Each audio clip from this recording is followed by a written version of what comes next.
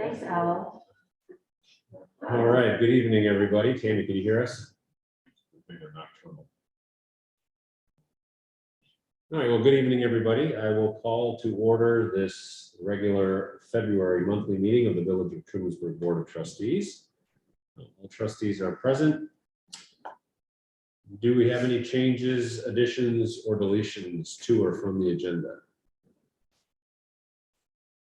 No. Okay, hearing none. Then item number 3 on our agenda is our annual audit report.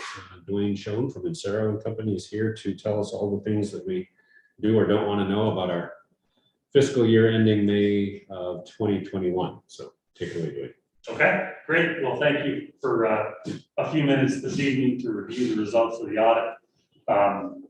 You've got draft copies in front of you. We're not expecting any changes at this point. We just, Friday, we sent the mayor the annual letter.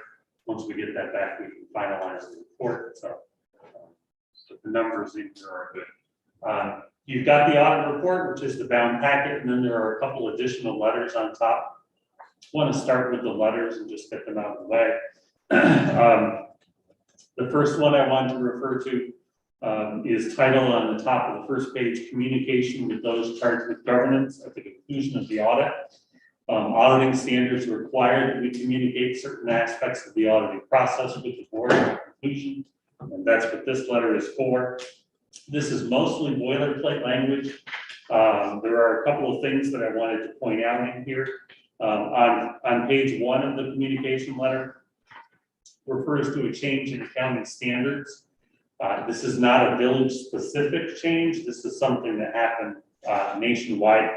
There's a new governmental accounting standard related to what are called fiduciary activities. Those are things that the village board has custody of assets, but doesn't necessarily have control over them. And the terminology changed for this year's audit. And things like payroll withholdings that used to be considered fiduciary and used to be reported in the village's agency fund are now reported in the general fund as an asset because you're holding on to cash, and a liability because you have a liability to federal government or the state government or whoever. So a little bit of change in terminology, no effect on net assets, no effect on fund balance in any of the funds. So the financial statements were not restated or anything like that, but it was a change in standards.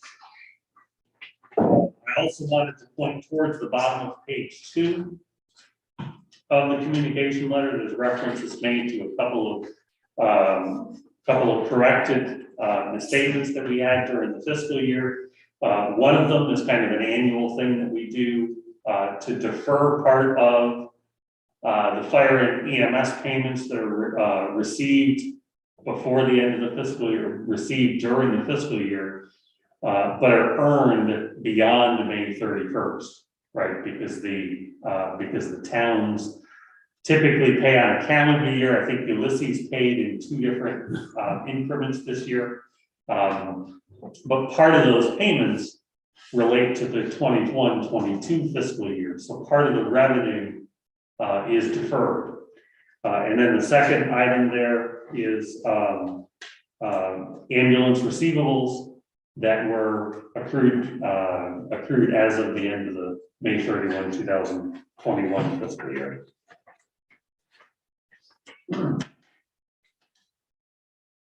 That's it on the communication line.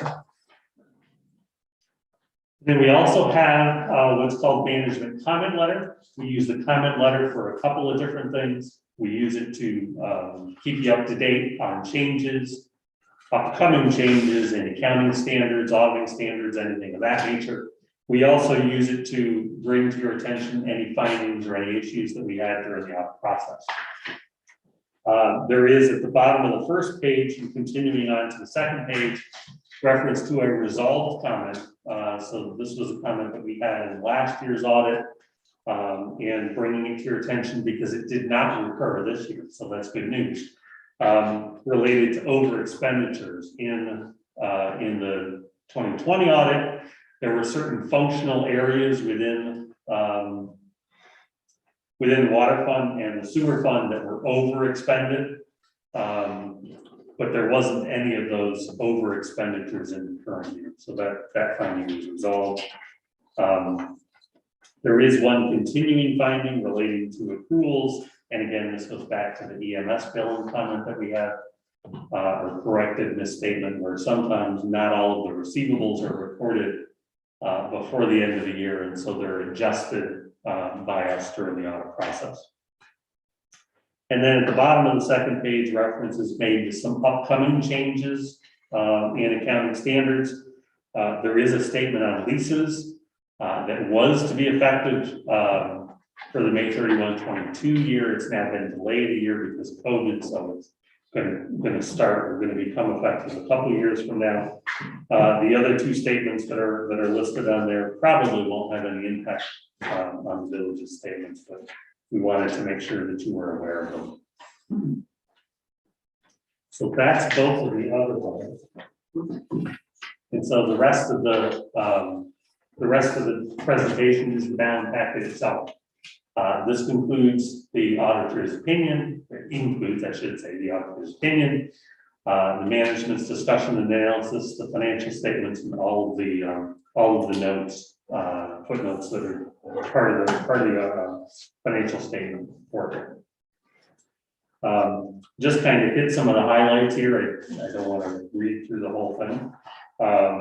The first couple of pages after the table of contents is the auditor's report. We're issuing what's called an unmodified opinion. That's clean opinion. It means that we believe financial statements don't require any modifications.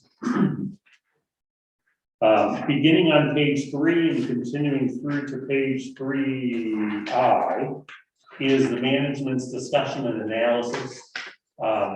If you're somebody that's not adept at reading and understanding, pages of financial statements, I'd encourage you, if nothing else, to read through this management's discussion and analysis, because in a few pages, this gives you a sense of where things are from a financial picture. It's written in a narrative format so that it's more easily readable. There are some nice charts and graphs in here that are helpful to give you an understanding of things. Most of the information that's in the management's discussion and analysis is written from the government-wide perspective. You might remember that the financial statements themselves are presented in two different formats. There is the fund basis format, which is probably what you're more used to seeing on a month-to-month basis. When you're looking at the budget and you're looking at the balance sheets for each of the different funds, that's what the fund basis financial statements present. But there's also the government-wide presentation, which starts with the fund basis financial statements and then includes all the capital assets, includes all the long-term debt, pension obligations, anything else that is long-term in nature, and then gives you a balance sheet with one column, everything all inclusive. Okay? Most of the narrative information in the management's discussion and analysis is from that government-wide perspective. I wanted to point to a couple of the figures that are in the management's discussion and analysis. Figure 1, which is on page 3C, is a condensed statement of net position. Again, this is that government-wide presentation. And this just shows the total balance sheet for the current year, for the year under audit, compared to the year before, and gives you a sense of some of the significant changes. If you look at that dollar variance column, a couple of the numbers really stick out. Non-current liabilities decreased by almost $1.4 million. There's a couple of things there. Payment on debt is part of it. The other more significant piece is the net pension liability declined by a lot. You might remember, those of you that were here last year when we talked about the pension liability. Last year, it shot up a lot, mostly because the investments that are part of the state pension plan are valued on March 31st. And last year, of course, that March 31st, 2020 measurement date was right when the stock market was in free fall, due to COVID. Stock market has come back a lot since. And so the measurement on March 31st of 2021 was significantly better than it was the year prior. And so the net pension liability went from, I'm going to try to find it here quick, went from about $1.1 million in total to about $90,000. So that's the main reason why those non-current liabilities declined so much.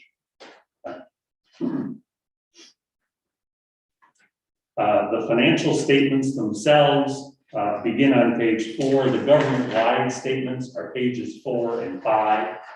So you see again, one column, everything put together, all the assets, all the debt. The village has capital assets of roughly $16.3 million at the end of the fiscal year, net of depreciation.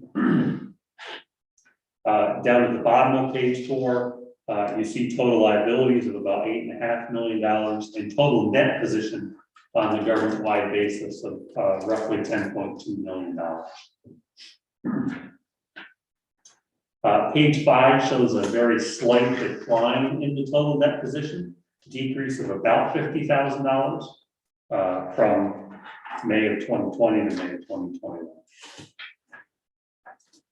And then the statements that, again, that you're more used to seeing more than likely, the fund basis financial statements begin on page 6. The balance sheet is on page 6, and then the statement of revenues, expenditures, and changes in fund balance is on page 8. If you look at page 8, you'll see in total, fund balance declined by about $25,000.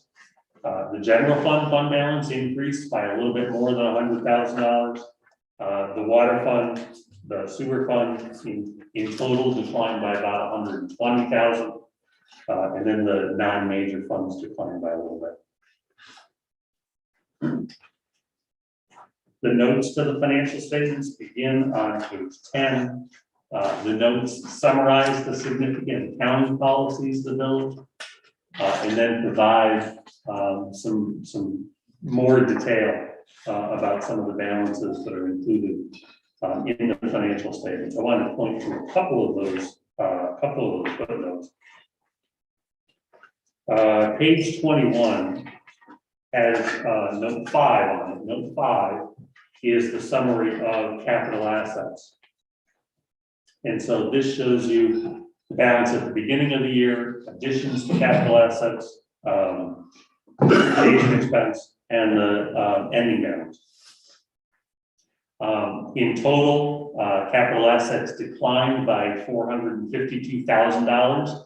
That's because the depreciation was larger than the additions during the year. It was roughly $317,000 in equipment additions.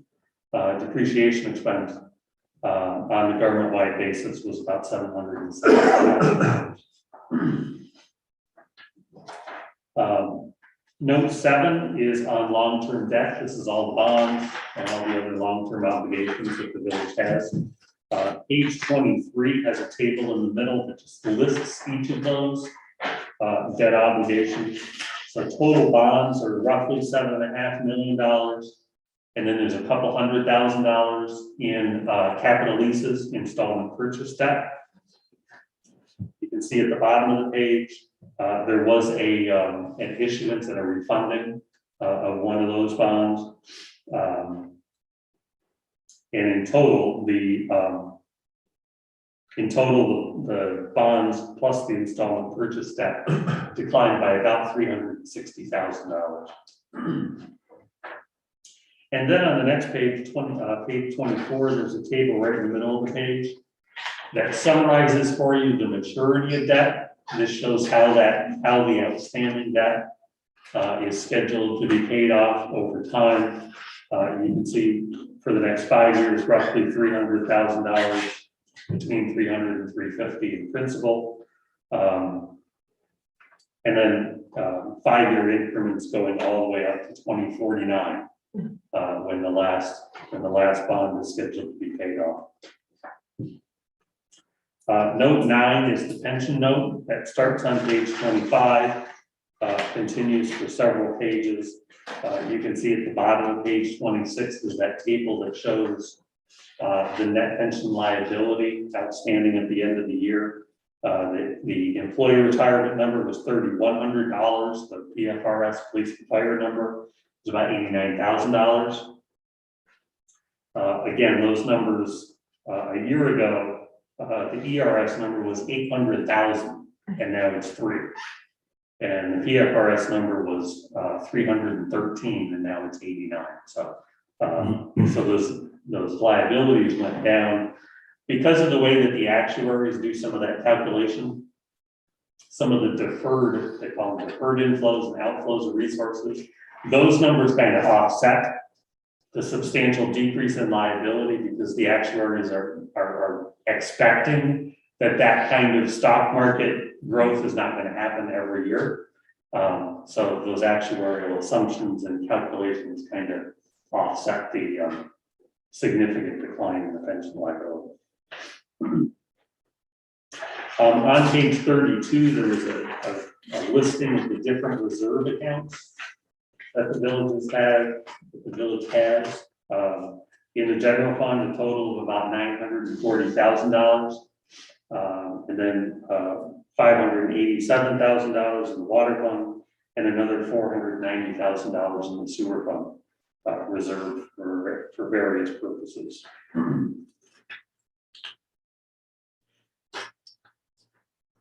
And then beginning on page 34 is some required supplemental schedules. There are budgetary comparison schedules.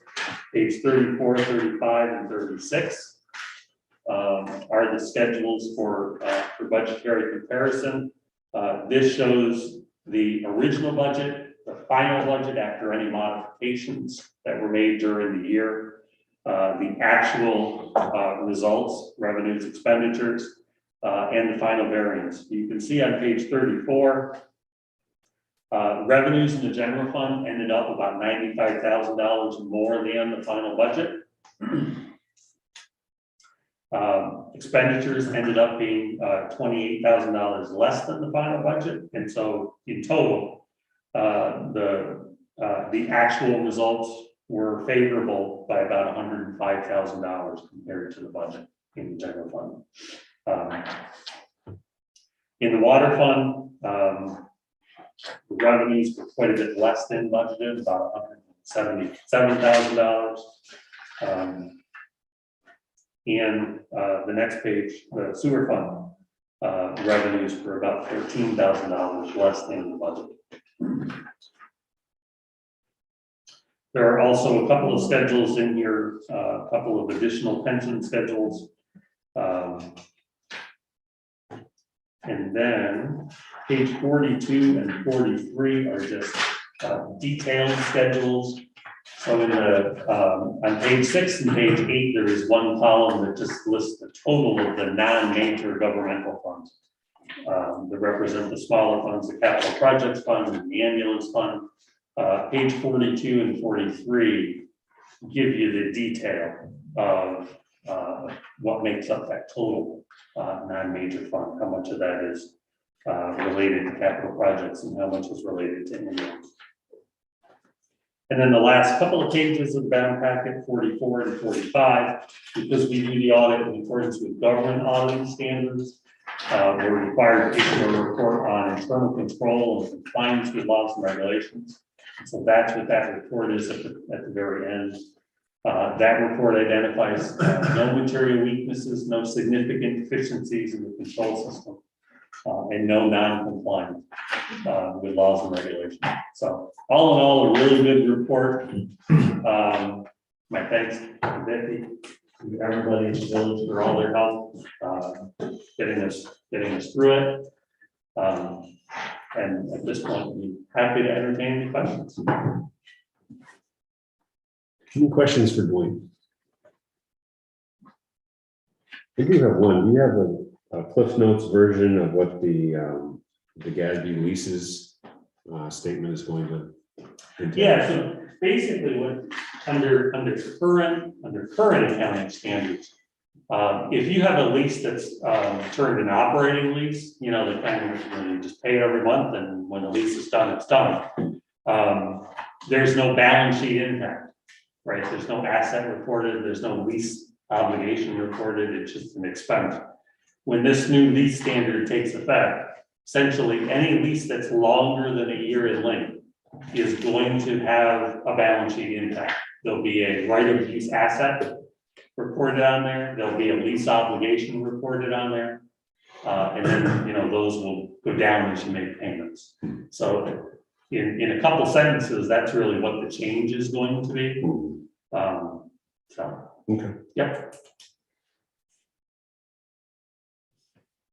I did actually have a question about the, in the letter, the management comment letter. Yes. About, that it was that the funds, so based on that whole fact that the payment is received before it's actually meant to, right? Yes. That we're recording it on a cash basis, but it should be accrual. Is that consistently what we're doing? Do we need to change that, or can we also then have the outstanding, like you said, sort of the ledgers were changing in one of the other fields where it was like, you have this, but you also have a liability, so they balance out. Right, right. And so during the year, I know, you know, when Vicky is doing her accounting and reporting, I mean, she's basically reporting things on a cash basis. As money comes in, it's being reported. As money goes out, it's being reported. At the end of the year, you're making adjustments to record those receivables and payables and things like that. The comment that we had in comment letter this year was just that that accrual accounting, those year-end adjustments, didn't catch all of the things that should have been adjusted. So maybe there's some categories that could be tracked on an accrual instead of on a cash because of that. Or am I using the wrong terminology? It needs to be treated differently. Well, it's a matter of things that that were not accrued but should have been. Right, yes. Yep. Right, okay. Okay.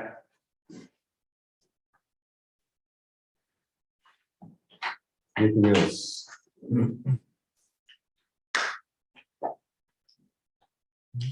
Well, thanks again. Okay, thank you. Appreciate it. Okay.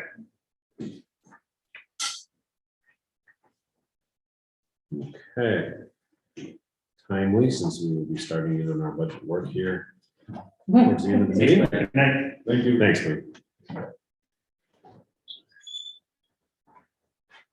Okay, we're up to item number 4 on our agenda, which is our first public comment period, the privilege of the floor. We don't have any members of the public here in person. I actually do see one individual who's joined us via Zoom, who's a member of the public. I don't know if they had anything in particular that they wanted to chime in with at this point. Looking at you, Hudson. If not, that's fine, but if you did have anything you wanted to comment on publicly, now is your opportunity.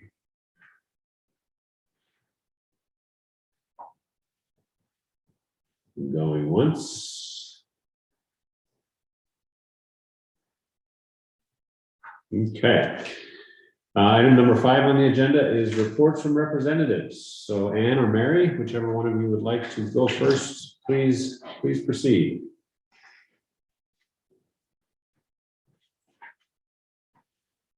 You're still muted, Ann.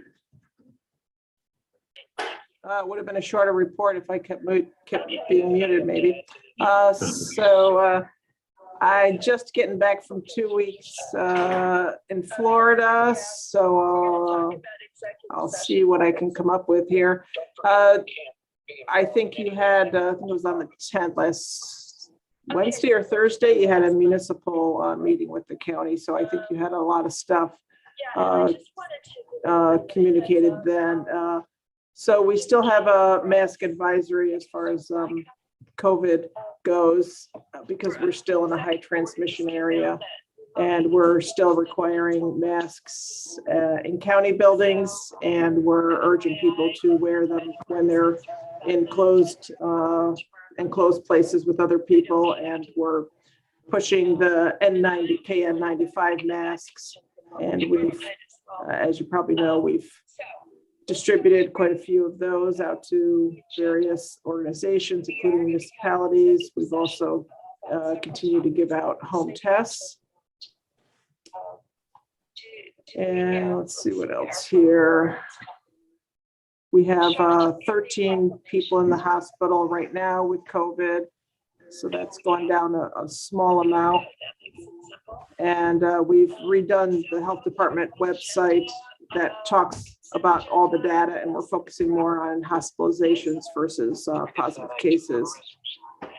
And one of the big things I wanted to mention is we have been talking about this for probably over a year, but we got some ARPA funds from the federal government, recovery funds, and we put most of that towards into our regular funds and towards capital projects. But we reserved 6.5 million, and we're going to have a grant program. So how that's going to work is, right now it's set up that anybody from the community, a person, any organization, business can apply for those funds. We don't have it all worked up yet or written out yet. We hired a separate company, a consulting company, to administer the grant applications and the funds. So I will let you know when there's more information. So I don't have tons of information, but what we have so far is the grant amounts are, the first grouping is going to be between 10 and 25,000. And then the second grouping is between 25,000 and 250,000. And then you can apply for the third grouping, which is over 250,000. And we're going to set aside money in each of those groupings so that people, for instance, applying for $10,000 don't have to apply for someone applying for, they don't have to compete with somebody applying for, say, $1 million. And right now, we don't have any restrictions written up for how that money can be used. So I'm just letting people know, we'll have more information over the next couple of months, but it could be used for, so for instance, something that you had as a result of COVID and the economic turn down, that you need help recovering from something. It could be something you have an idea to expand your business. It could be something that you want to provide, open up a childcare place or expand a childcare place, or buy more refrigerators and freezers for the food pantry. So it's really, or you want to build a sidewalk. It's really kind of all over the place right now. And I will just keep updating you when we get more information on that. Financially, we're doing pretty good when we got the end of the year figures.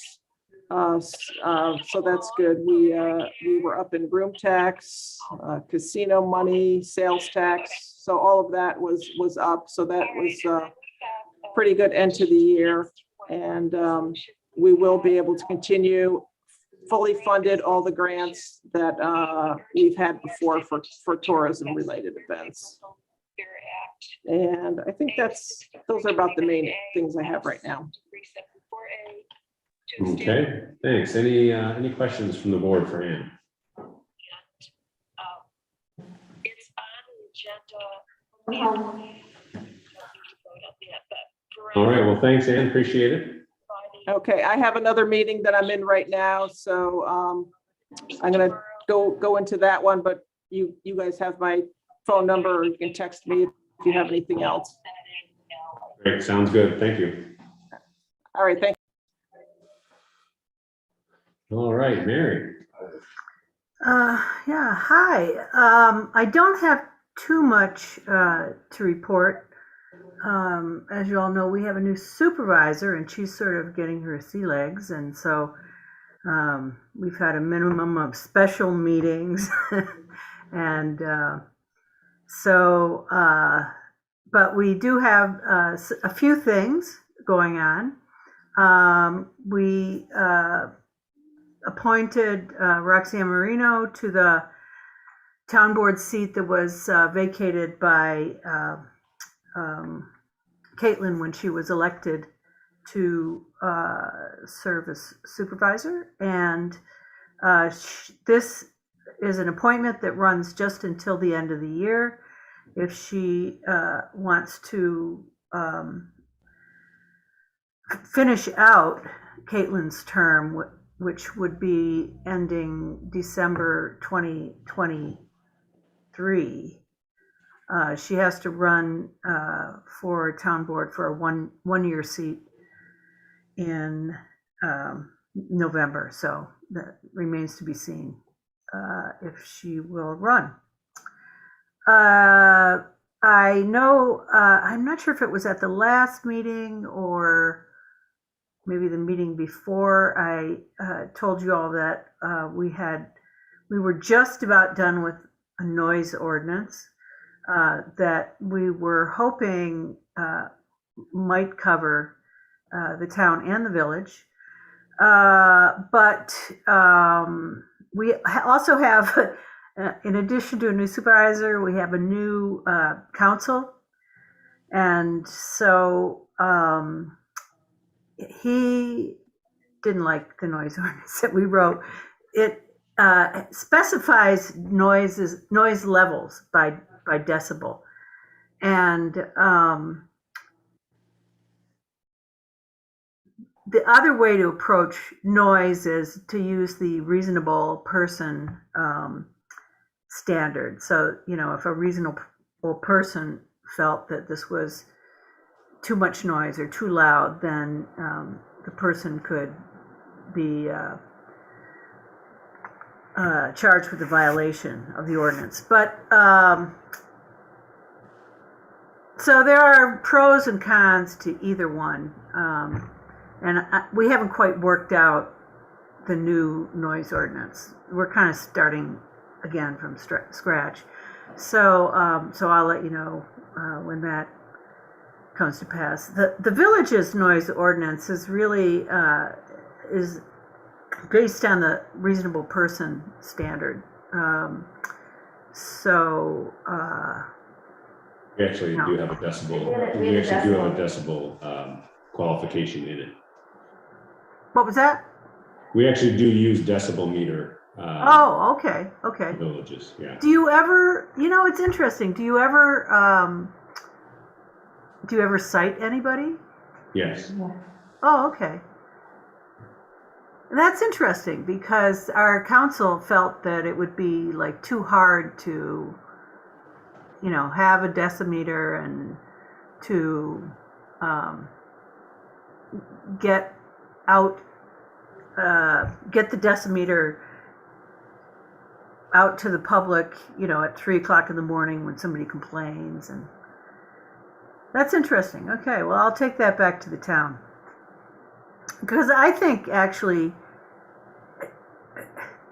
it's easier to enforce something that has an actual objective measurement to it, That's my personal opinion, but. So, Mary, I would be happy to put my neck out there and say, as a former business owner on Main Street that housed live music, I am so grateful that it was an actual decibel meter and not somebody's reasonable view that allowed things to change or not change.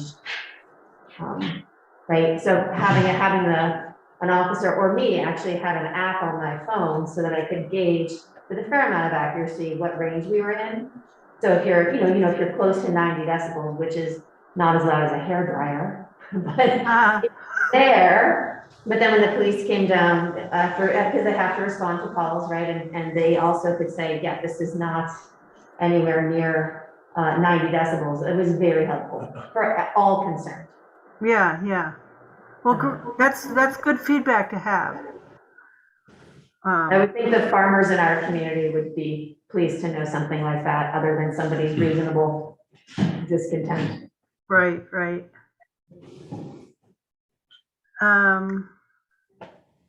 That's good. That's good to know. Thank you for that, input.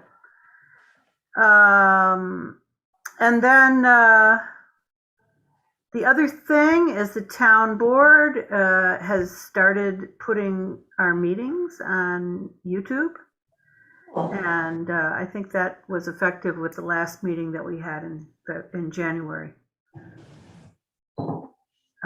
So we're a little bit behind the village in that respect. You might have more views. What's that? You might have more people watching on YouTube than we do, so it could be okay. I'm just encouraging, just saying words of encouragement. I'll stop. Oh, okay, great. And then the last thing is we'll see you all tomorrow, I suppose, at the Camp Barton meeting. Hoping that is a fruitful meeting that will bring some solutions for this, the management of this property. And Yes, Fire Hall, 6:30. Fire Hall, 6:30. Be there. I think, my son came in, and I saw my son today, and he mentioned this meeting, which kind of surprised me because it doesn't really follow stuff, but political stuff. But yeah, I think the word is out there, and we may have a large number of people at the meeting, which is good.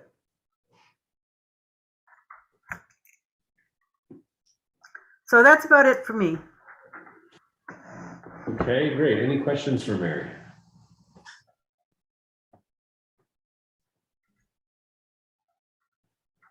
I would just quickly reiterate what Jess said. I can't imagine using testimony from someone who was awakened at 3 a.m. and calling that person reasonable. I don't think a reasonable standard applies in this case. It's crazy to me that you would pretend that would be enforceable that way.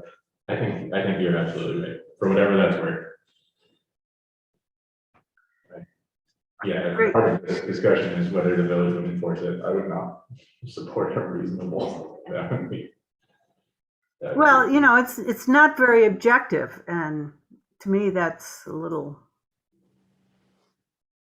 I mean, our counsel was saying that he thought that having the ordinance would compel people to not violate it.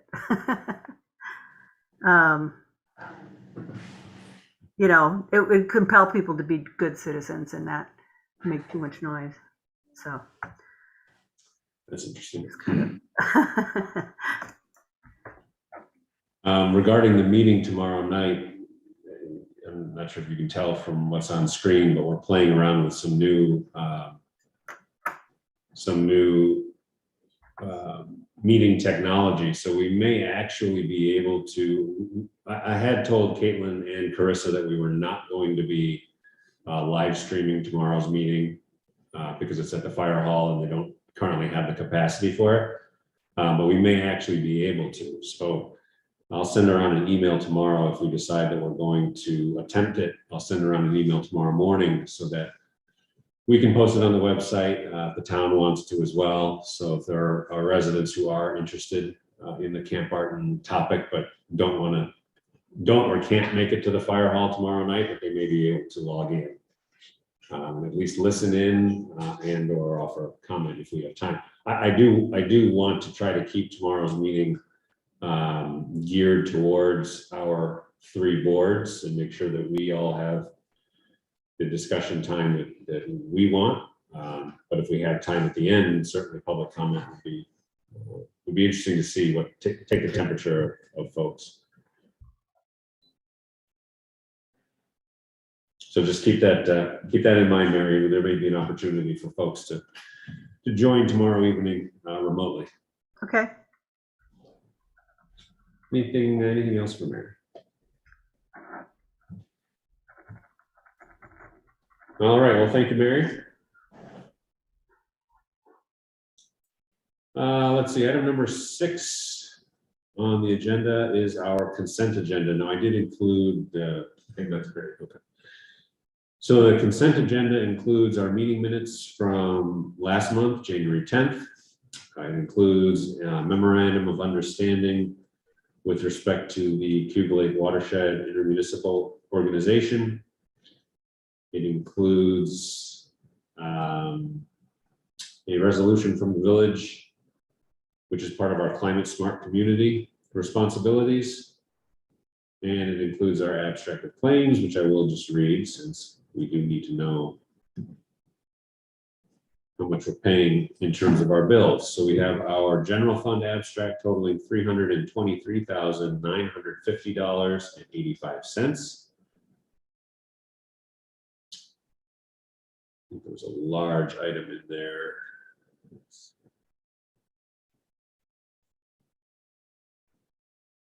There's a large number of items in there.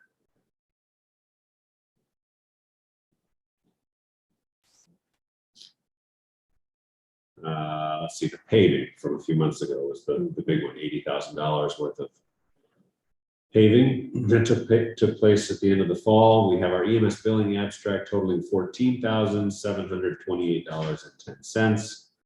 Water fund abstract totaling $45,085.34.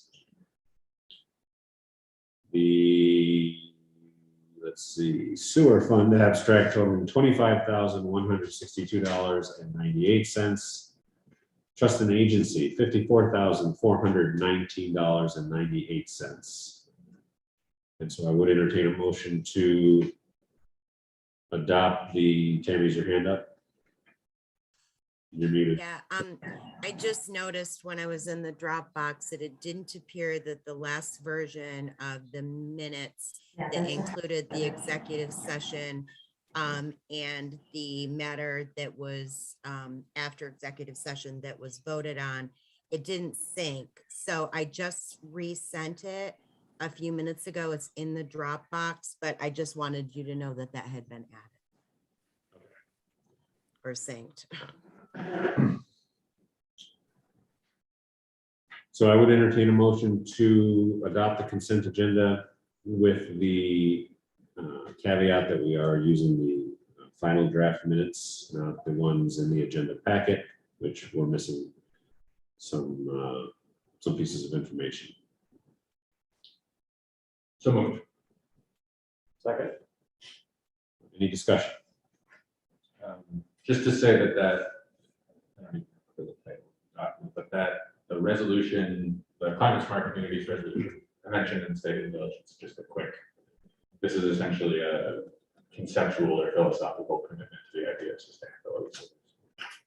So it's like the first step in the process of doing this. But Okay, any other comments or questions on the items in the consent agenda? Hearing none, then all in favor, please say aye. Any opposed? Okay. Item number 7 on our agenda is board member reports. We've already mentioned Camp Barton briefly. I'll just give a very brief update. We did have a short follow-up Zoom call this morning with Fred Bond from State Parks, as well as Caitlin Wilson from Ulysses, Mike Reynolds and Deb Nocky from Covert, and myself. State Parks is eagerly committed to the concept of purchasing the property. There was another meeting last week, which included Commissioner Kulised and another, I think would be his second in command from Albany, along with Fred and Fred's staff at the Gank Falls State Park. And Parks is essentially their position as of today, and certainly Fred can speak to this tomorrow night at our meeting. The position of Parks is we Parks want to acquire this property. All we need is for someone to manage it for us. And the hope is that some version of Ulysses, Trumansburg, and Covert would be willing to come up with an operating agreement for the management of it. We do know that 41 acres of the property adjacent to Route 89 is now listed for sale. But that does leave the rest of the property available. And that's what parks are interested in. So tomorrow night, 6:30 at the fire hall. The purpose of the meeting will be to, I'll summarize kind of where we are and what brought us together tomorrow night. Fred Baum from State Parks will be there to discuss the park's current position with respect to their desire to purchase the property. Brad Granger from the Baden-Powell Council will be there to summarize the Boy Scout Council's position on the issue. And then I think it'll be a fairly informal, potentially lively discussion between the three municipalities about what we are or are not willing to do. And then we'll go from there. Obviously, for anyone watching at home, the village's interest is wide ranging. Half of our water supply originates from the camp. There's certainly a need for more recreation space for our rec program and our youth program. And then, of course, there are the environmental quality concerns with respect to preserving open space, green space, lakefront, lake shore space, et cetera. So I look forward to that conversation tomorrow night, and we'll see where that takes us. Let's see, who's up next? Fire, TACC, ETC, and CLIA. So I think Cleo is pretty much focused on, we'll have our meeting in February, so that's upcoming, and all attention in that area lies with Camp Park. So fire, I will start that there were 26 calls total in January, 9 to the village for 10 hours. These are rounding up, not the calls, but the hours. 11 to the village for 76 hours, 2 to covert for 3 hours, 2 to Hector for 8 hours, and 2 mutual aid calls for a total of 99, not rounding up, 0.5 hours, and an additional 78.25 hours in training. They had a barbecue. I don't know how it went. Actually, I haven't followed up for fundraising for their tool effort. That was for Super Bowl Sunday, so I'm sure they sold out, but I will follow up. And here's an interesting point, which some of us on this board might know or not, but equipment delivery after order is 3 months to a year, depending on what you need to order due to supply chains, which is just an interesting thing to keep in mind, especially when we start to report to the next fire budget. Does anyone have any fire questions?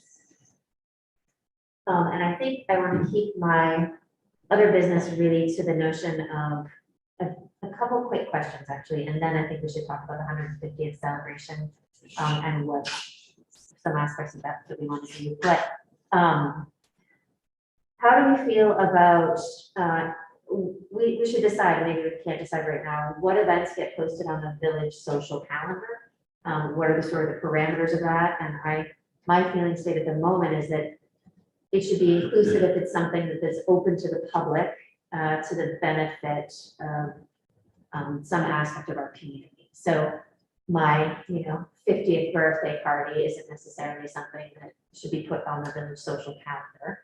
However, if it's a fundraising event for some aspect of the community, maybe that does get put on there. And if you have any thoughts right now, you want to say, yeah, I think that's a pretty good parameter for the moment.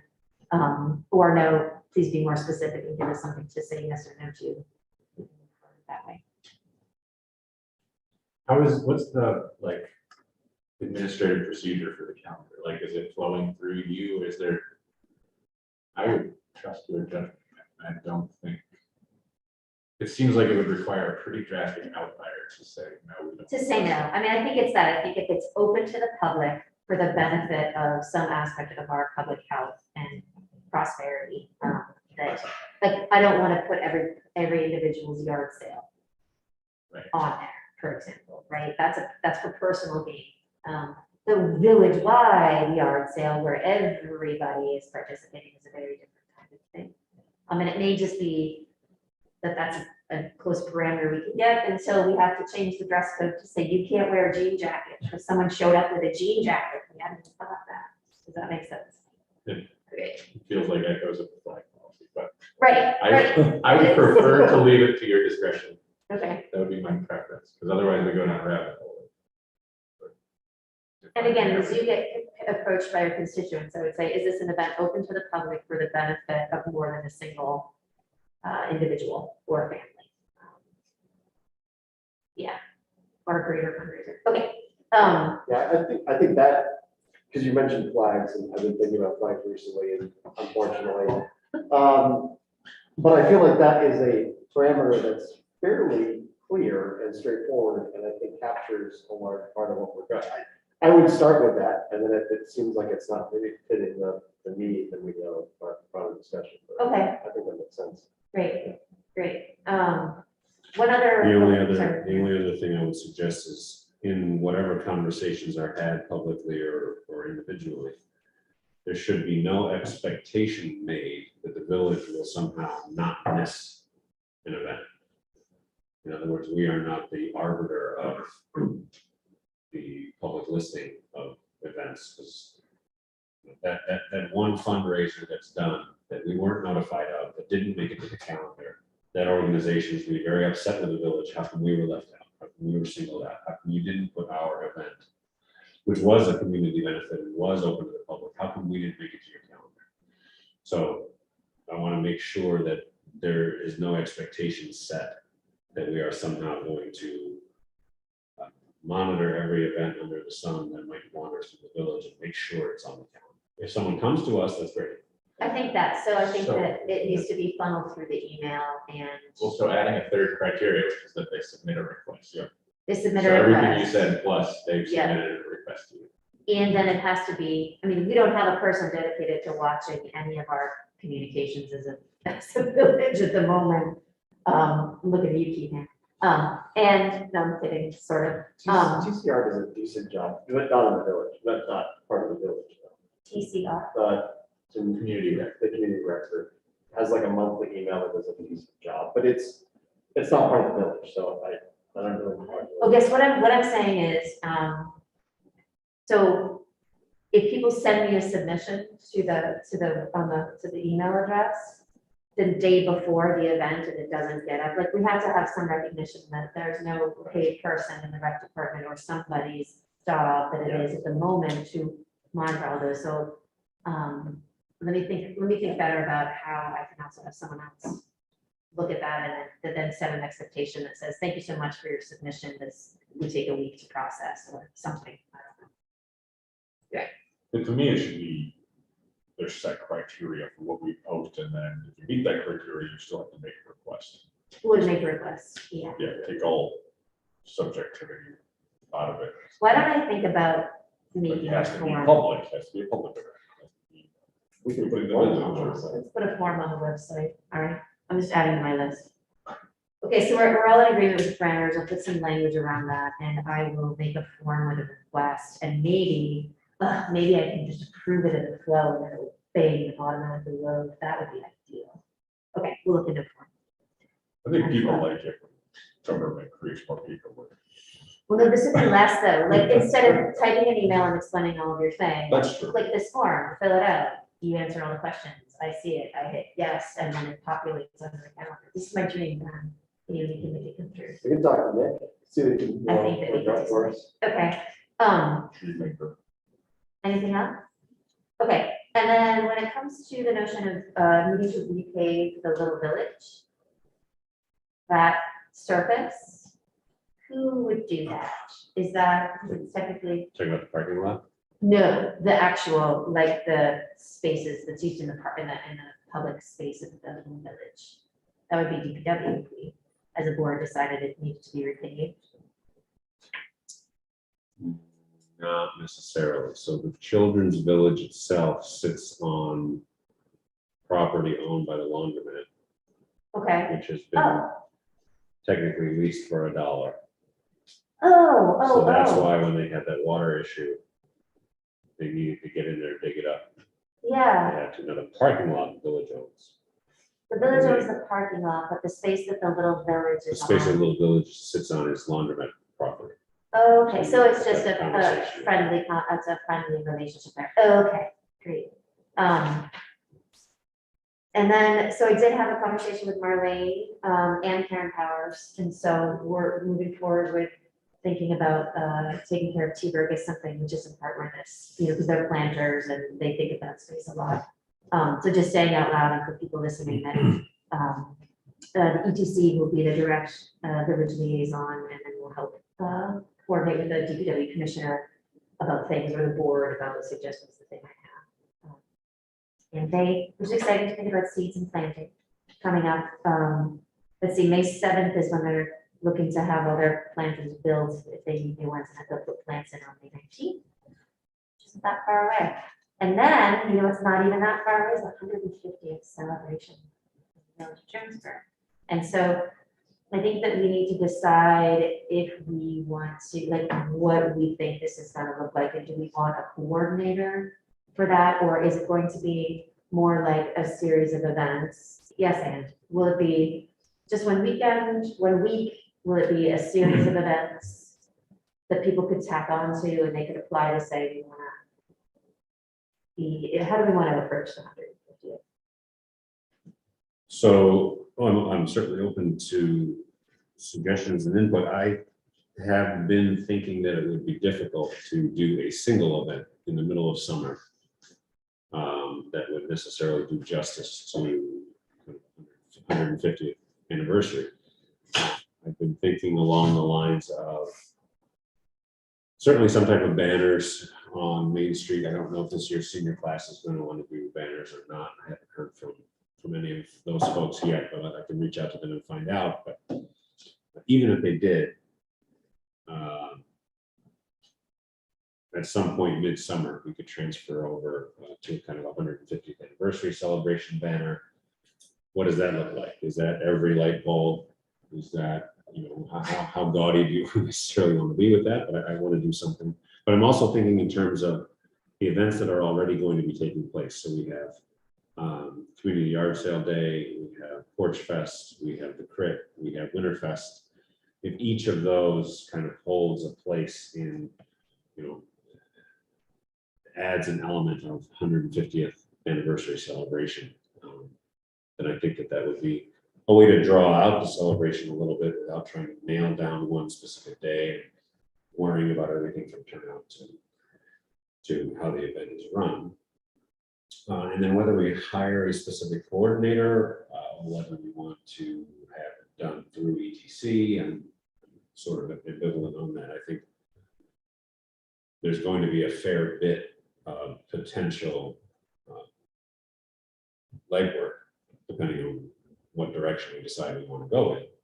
So maybe having someone who can do that would be useful. But I think we should figure out what we want this to look like conceptually first before we worry about the personnel side. Also, what's the budget for any event or not? How do we set it? What's that? We're creating our Well, budget. we have to create that, right? Okay. So I would say from the standpoint of our committee, certainly this notion of spanning the 150th across the seasons makes a lot of sense. It does do better justice to the whole community and other things that can happen. The chamber was also particularly interested in a critical mass kind of a weekend. And I think that also, they noted the success of Move Fest. And I think it does. It also says, come and be here, and here's a series of things, and it's good for the Airbnb or the bed and breakfasts and the lodgings and the whole be here and have a thing. And I actually think that without too much effort, you could get something to happen over the weekend that maybe you need a coordinator for, but maybe you don't, depending on how big it wants to be. And maybe is actually focused around something already happening, so if there's going to be a big farmers market is on Wednesday, they're looking to expand something.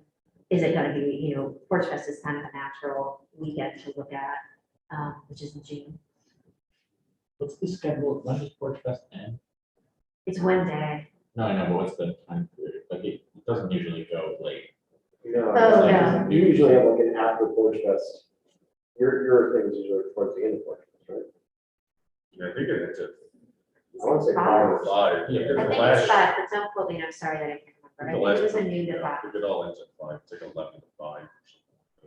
which would certainly be, and it's on Saturday, you know, so you could have, and the thing that the chamber got really excited about, and then also they would help, right? So if you get other parties interested, but they loved that there was a historical tour aspect of Move Fest, that there was a conversation at the library, that it wasn't necessarily, like, people who wanted to do smaller historical things could, as well as people who wanted to come to a dance and a celebration, that we could. And I think there's enough interest in the community. I'm saying that, and then I'll be screaming, why didn't we get a coordinator? Yeah, I think if we try to do a critical mass weekend kind of thing, it's gonna, I think it has to be around either Torch Fest is an obvious one. It has to be around some other event. June is very, very difficult because of high school graduation. July, you have July 4th weekend, and lots and lots of families are out of town vacationing. And I think Torch July. Fest is like the only weekend in June that isn't a conflict Right. with that stuff. August, similar to July, I think we're gonna lose, of course, we have the print, and then we have the T-Bird Fair, which is another one, it's 150th anniversary float in the Fireman's Parade kind of thing. To try to shoehorn a celebratory weekend on its own somewhere in there, I think would be very, very difficult.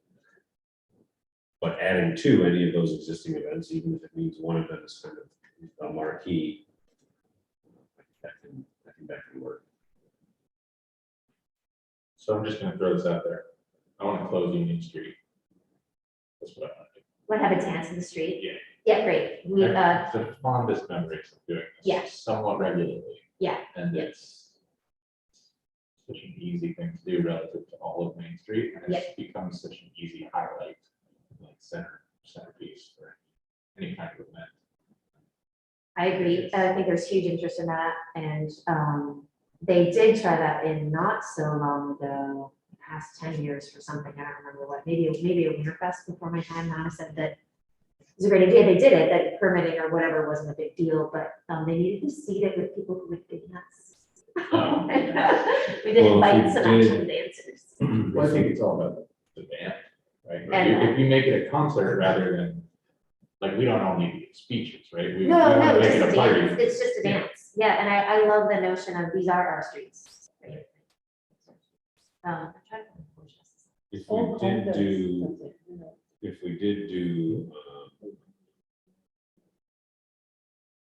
If we did do Porch Fest, then maybe there's something we can do on Union Street towards the end of the day. That's So what we I can find a band that wants to play. The grassroots stages are floating around somewhere, that portable stage. See, and that, I mean, that's like so achievable, I think that's not a big Wouldn't- ask. Okay, so why don't it sounds like maybe what we ought to do for ETC is put together something that's a little bit more cohesive of the layout and then move forward to that. We should probably have that by next week. Right. Okay, If we wait till May to do it. And also, thinking in terms of things like banners, and we need to order snowflakes and all of those things. Yeah. Let's get ahead of that, because I have no idea. I mean, the banners were late last year. This is before we all knew that there were supply chain issues. They were having them already, the banner making company for the high school graduation. okay. So I have no idea what kind of lead time we would need. Are we gonna want a design done by a community member? Are we gonna want to have any type of community submissions? I mean, I don't know if the BTC can come up with an idea of how we want to decide what a 150th anniversary celebration banner is gonna look like, so that we can order 50 of them. 50 of them by June to be printed. I think that unfortunately, we might be a little late for community submissions that were properly juried, developed, and moved forward. And I would say we were gonna have to go on based on some authentic feel of the original seal or a current seal or something that's already just in keeping with what the village has done. Could maybe after school, our class could pull that together. Maybe. To have them up by June, it's February. And juried, gosh. Well, not jury. No, but I mean, I like, just who's mean- gonna choose the submission? Who's gonna No, I mean, say? they could do it together, I guess, at the class. Well, however we get there, Well, however we get Don't there, ask them yet. we Oh. need, Don't ask them yet, because I'm just saying, that's a big, it's not insignificant, like what it ends up looking like and what if we hate it? What if we just, like, if you approach someone and say, I want you and your team to come up with this mural, and then whatever you come up with is just what we're gonna do. Yeah, Like, that's a really big deal. that's valid. That doesn't mean that that can't be a component of some amount of what happens in the 150th, but the actual banner that's just gonna be on Main Street Yeah, this season. Yeah, fair. So good point on including, children or students.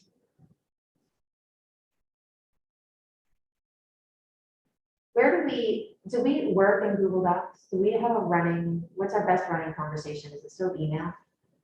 Or safest? We started with that. Yeah, we did. We can, right? We did that for the slides. Yeah, Okay. I did it, I just let anyone with the link use it, which is probably I think fine. that would be a good way to have this actually move forward and everything. Okay. Do we all have Google accounts, so we can actually. But if ETC for next month can come up with kind of conceptually how you want to approach getting banners up, ordering the snowflakes for Winterfest. Some of this is budget dependent. Well, and then, One of the things is we have this, because I'd like to be able to put together something that we can market. This is what we're doing for the 150th. We're gonna have banners, we're gonna have this here. Here's our list of our events.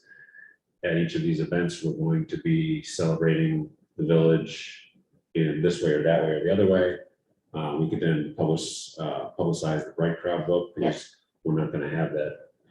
1972, they did, they tried to get everyone at the fairgrounds, and there's a big picture of a bunch of people at the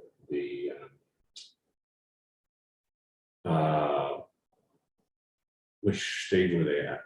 There's a picture in Rondons of a good showing, 50, 75, 100 people.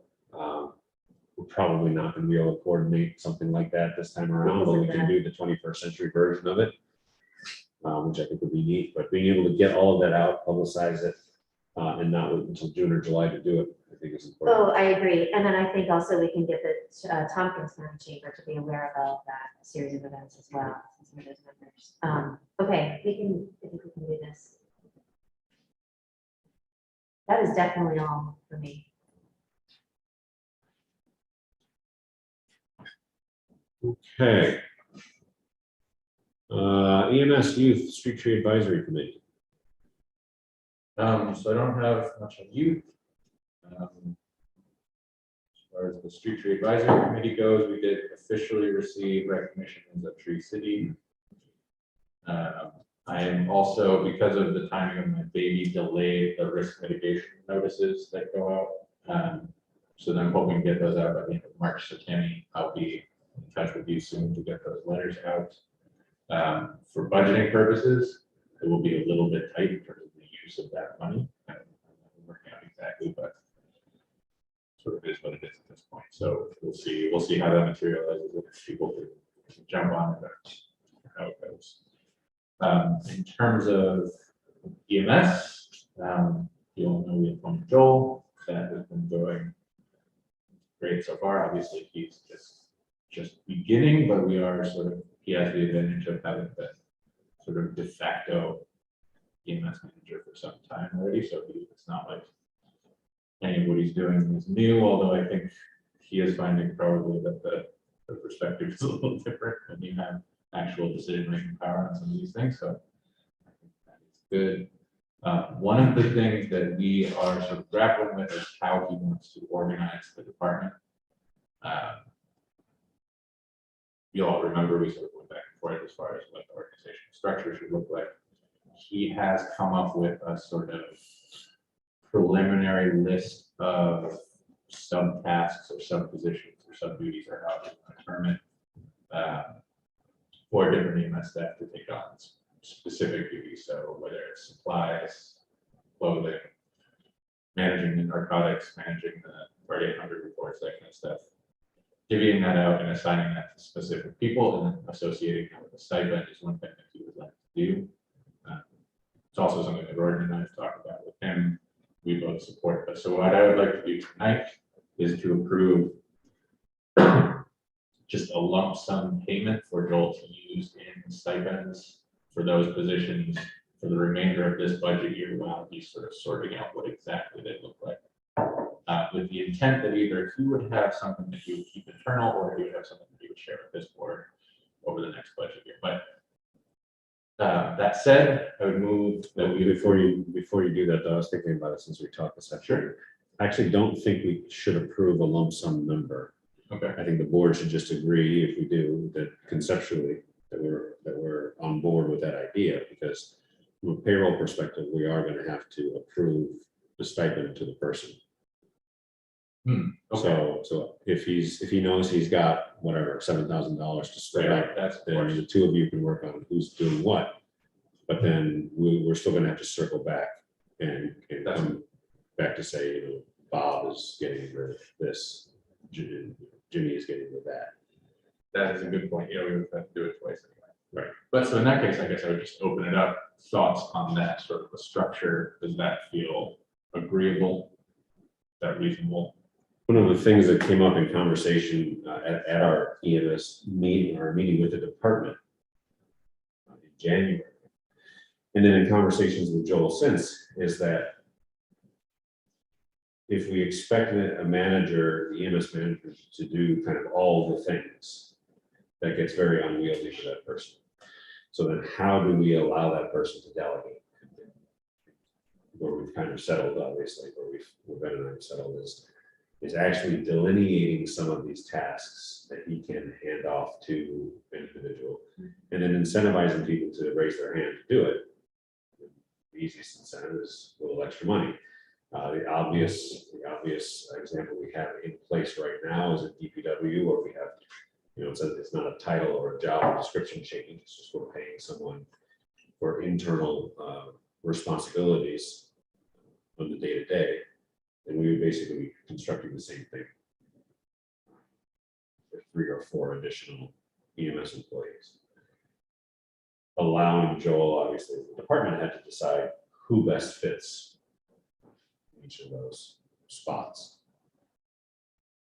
So that's conceptual. I think just to add, we sort of talked about this position in itself being not a full-time position, it's a standalone position, but then as opposed to a working manager, which is too much and not really workable. So this is sort of the between, let Joel run his own ship, figure it out. So this is sort of that between option that I feel really optimistic about. And obviously, the devil's in the details, how people actually handle those responsibilities, how those relationships get sorted out. But at least conceptually,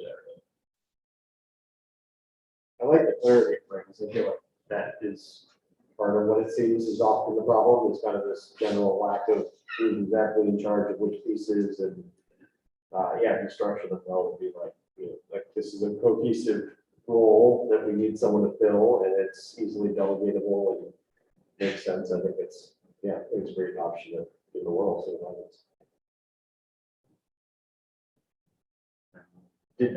did you need, or were we going to talk about a specific dollar amount? Did I miss that?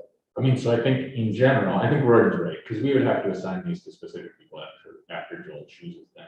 We haven't done that yet. So I had initially planned to do a resolution, but I think we'll hold off until we have those specific names. But in terms of a ballpark figure, I think we're looking at about probably 3,000 for the rest of this budget year. And then in the realm of 9,000, give or take, maybe 10, somewhere in there for the following year. I think in my mind, I've been imagining in the 12 to 15 range. But I think that's probably based on what Joel's put together. Now that I kind of see it hashed out, I think I was going high. So I would say about 10. If you imagine 8 to 10 over a full year split out over 3 or 4 people, on a graduated scale based on what their responsibilities are, basically that.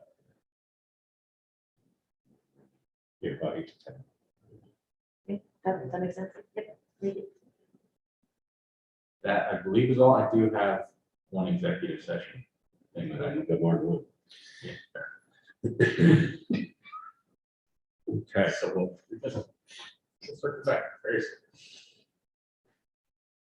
All right, DPW, water, sewer, CPZR, and farmers market. Sure. So on the DPW water and sewer side, I just wanted to take a moment first to recognize the amazing work that DPW's been doing for snow removal.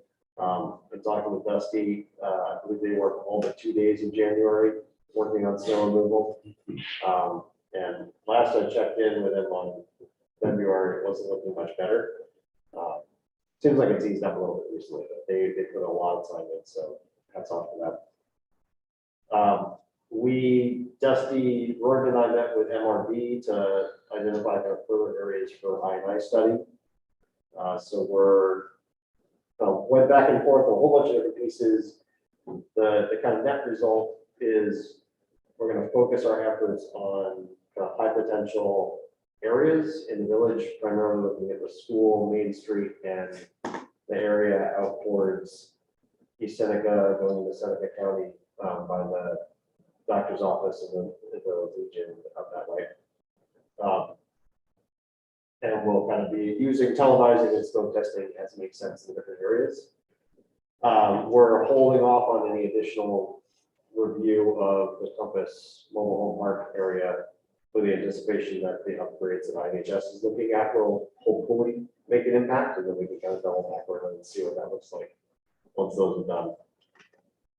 And the other part around that is to initiate a manhole cover inspection program. So there's a lot of manhole covers that might be just fully underwater during high rain events. That would cause a lot of infill, obviously. So inspecting those, trying to get an eye on that, and if that's a problem, we would raise the manhole cover up and do something to make that look nice if it's in someone's yard or whatnot. So that might help significantly as well. So different options there. We'll move forward on. I have been looking at a draft of the water and sewer capital plan from MRB. There's a lot that they've identified. I'm kind of seeing there's kind of two groups of work as I'm seeing it. There's a bunch that the DPW can take on. Primarily that's around kind of maintenance and inspection cycles for water and sewer infrastructure, making sure that, back manhole covers, reviewing water, fire hydrants, checking that valves still work in the water distribution network, that sort of thing. But then there's also quite a bit of just like straight capital projects that MRB has identified. A lot of it on the water side. Most of the sewer stuff has been pretty well put together with the last project, but there was a lot that was left undone as part of the water work. A lot of it more on the older well and the kind of distribution network up from that coming back into the village. So still working out kind of the details and then what that actually looks like on a timeline and how to budget for that and kind of save up and then also grant for that. But there'll be more coming from that. That's just an interesting tidbit of where things stand with that project. And then I'm continuing to work with Dusty on taking all of that, the water and sewer plan, the I&I stuff, and then everything else that the DPW does on a regular basis, and trying to get a more like a quarterly plan for 2022 and get better sense of what can be done, what we'll have to defer and what's realistic. So we're still working through that and we'll see where that nets out. Part of that I'm trying to get wrapped up sooner rather than later because I think it'll play with some of the budget conversations around. We want to pick up a summer person for mowing to give the DPW more time to look at sidewalks and manhole covers and so forth, or figuring out what that all looks like. So that's where things stand on the DPW side. CPCR, we have our next meeting on Thursday. We are now squarely in the kind of latter half of residential zoning. We're looking for a bunch of different supplementary sections around parking, signage, other issues. So I'm still hopeful that we'll be staying on our timeline of getting a draft out by mid-year so we can review it, potentially adopt by the end of the year. And that will go to the EDR proposal, which we don't talk about in 2 seconds. Mostly just to say farmers market, not really much of an update right now. They're still in planning season for next year.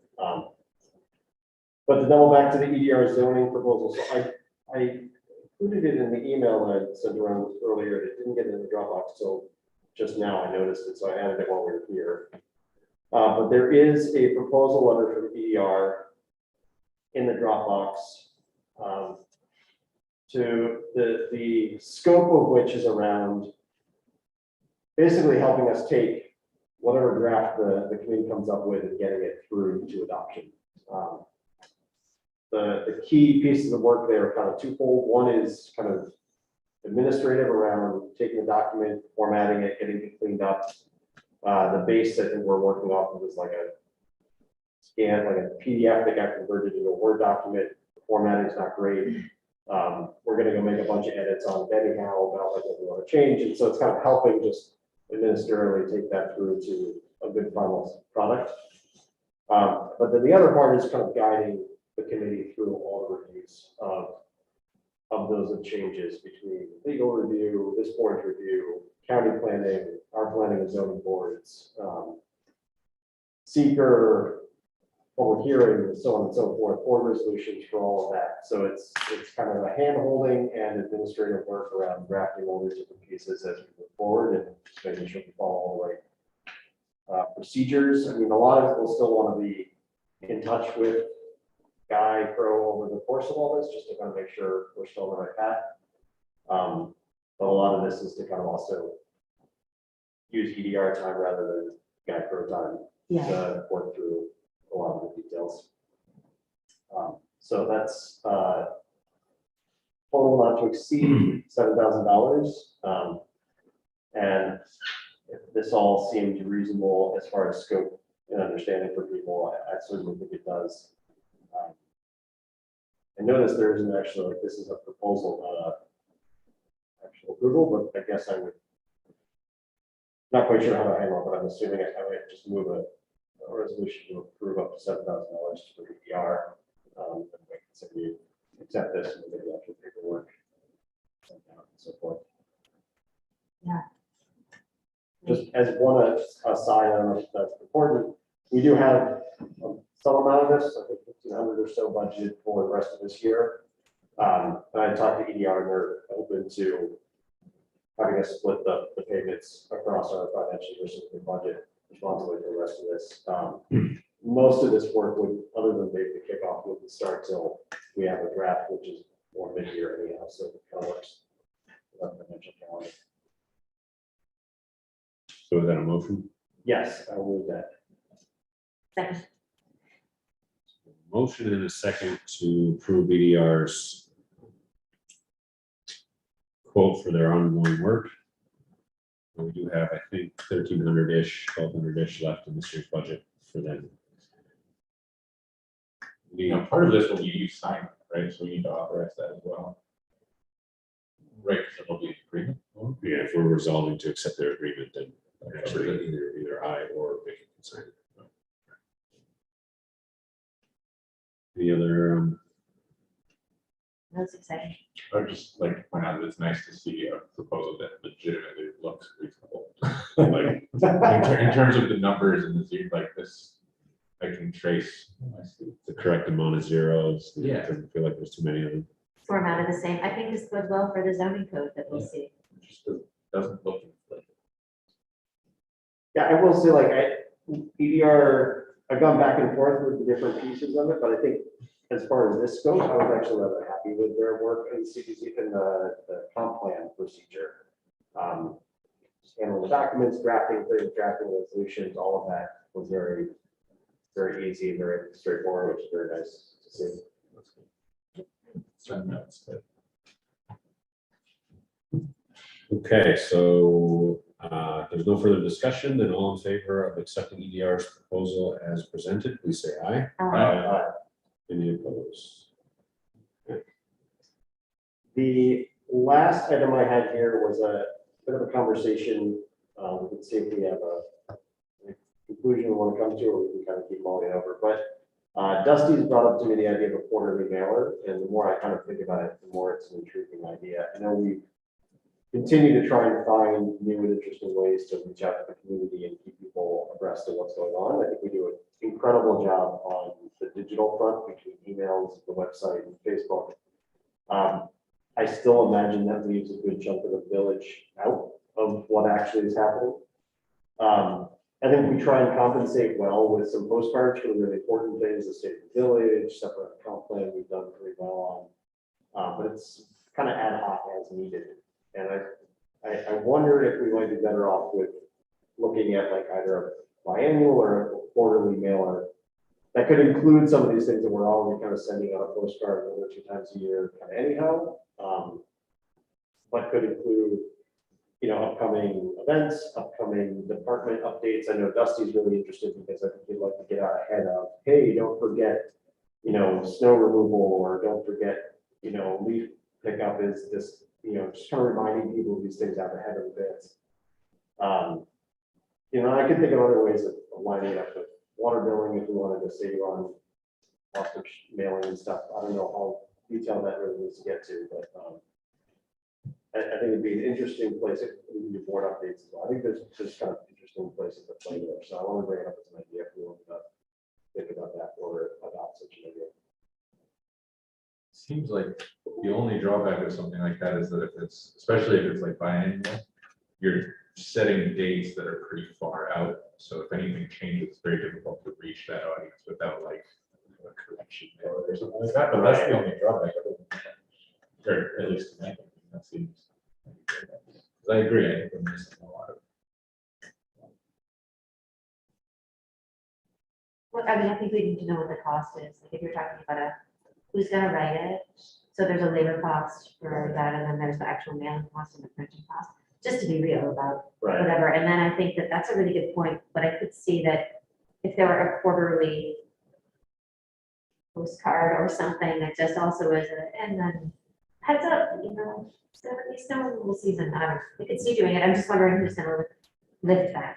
Yeah, right. That definitely was my thought, and I don't know how much time there is in the front office to look at one of those things. I don't want to do this, but I feel like I would be interested. I'd be up for trying it for, you know, I would sign up for collecting input from this board about our various committees and departments and formatting it in some sort of a 2-page, 2-column sort of something or other to try it out and prove it out. And if it's straightforward enough, it might be something that, you know, could be done in the front office or. Well, they also, just correct me if I'm wrong, and my gosh, I hope but we don't already have anything even digitally counted on in a quarterly.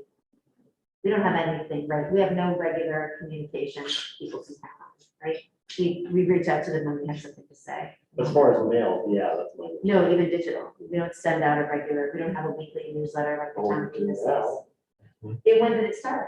Started the new year. Oh, I'm sorry, I have. No. I'm not on the Well, you mailing should list. sign I up. haven't seen one. Yeah, no, so, sign up on the website.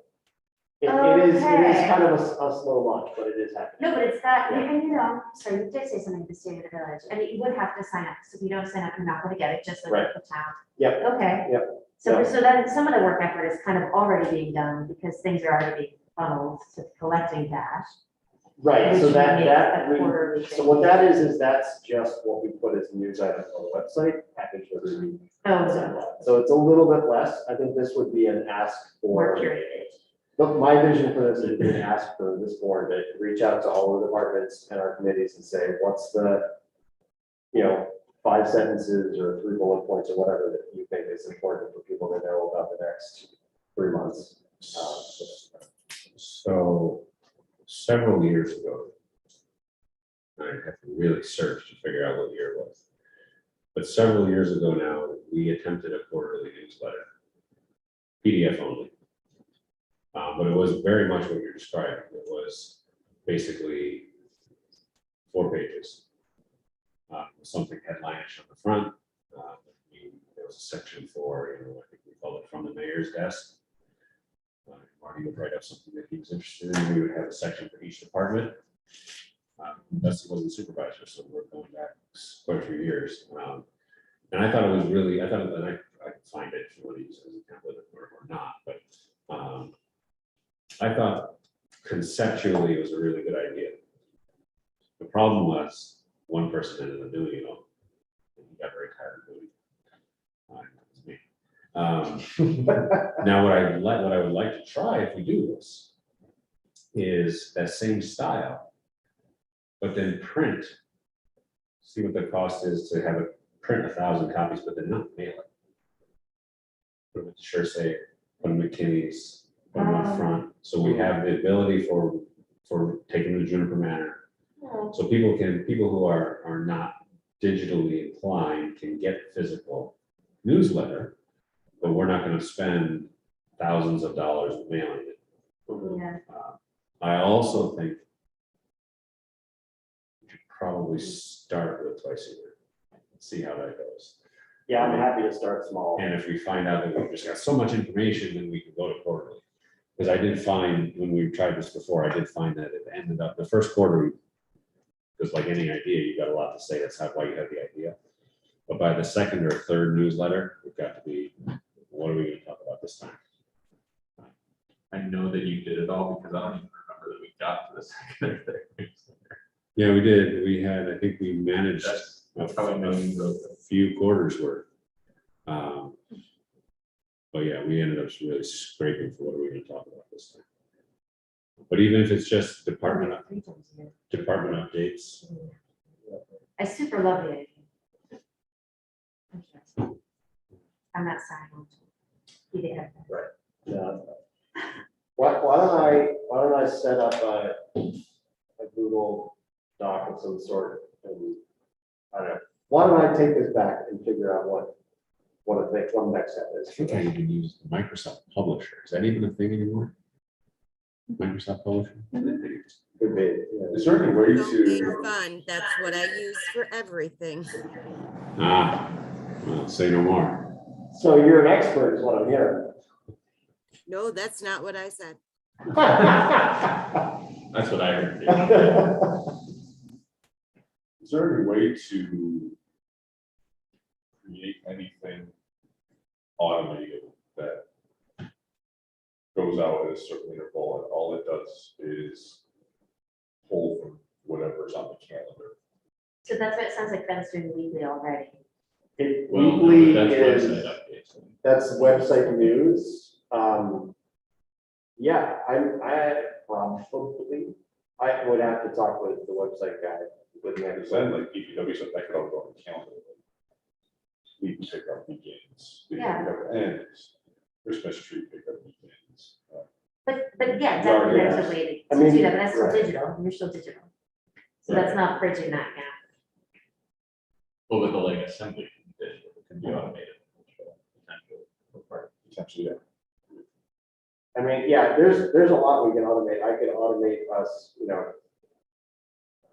not too hard on the website itself, but I could automate pulling anything from the website into a Word doc pretty easily. Google Drive doc probably. But there's a bunch of different ways we can figure out what's most valuable.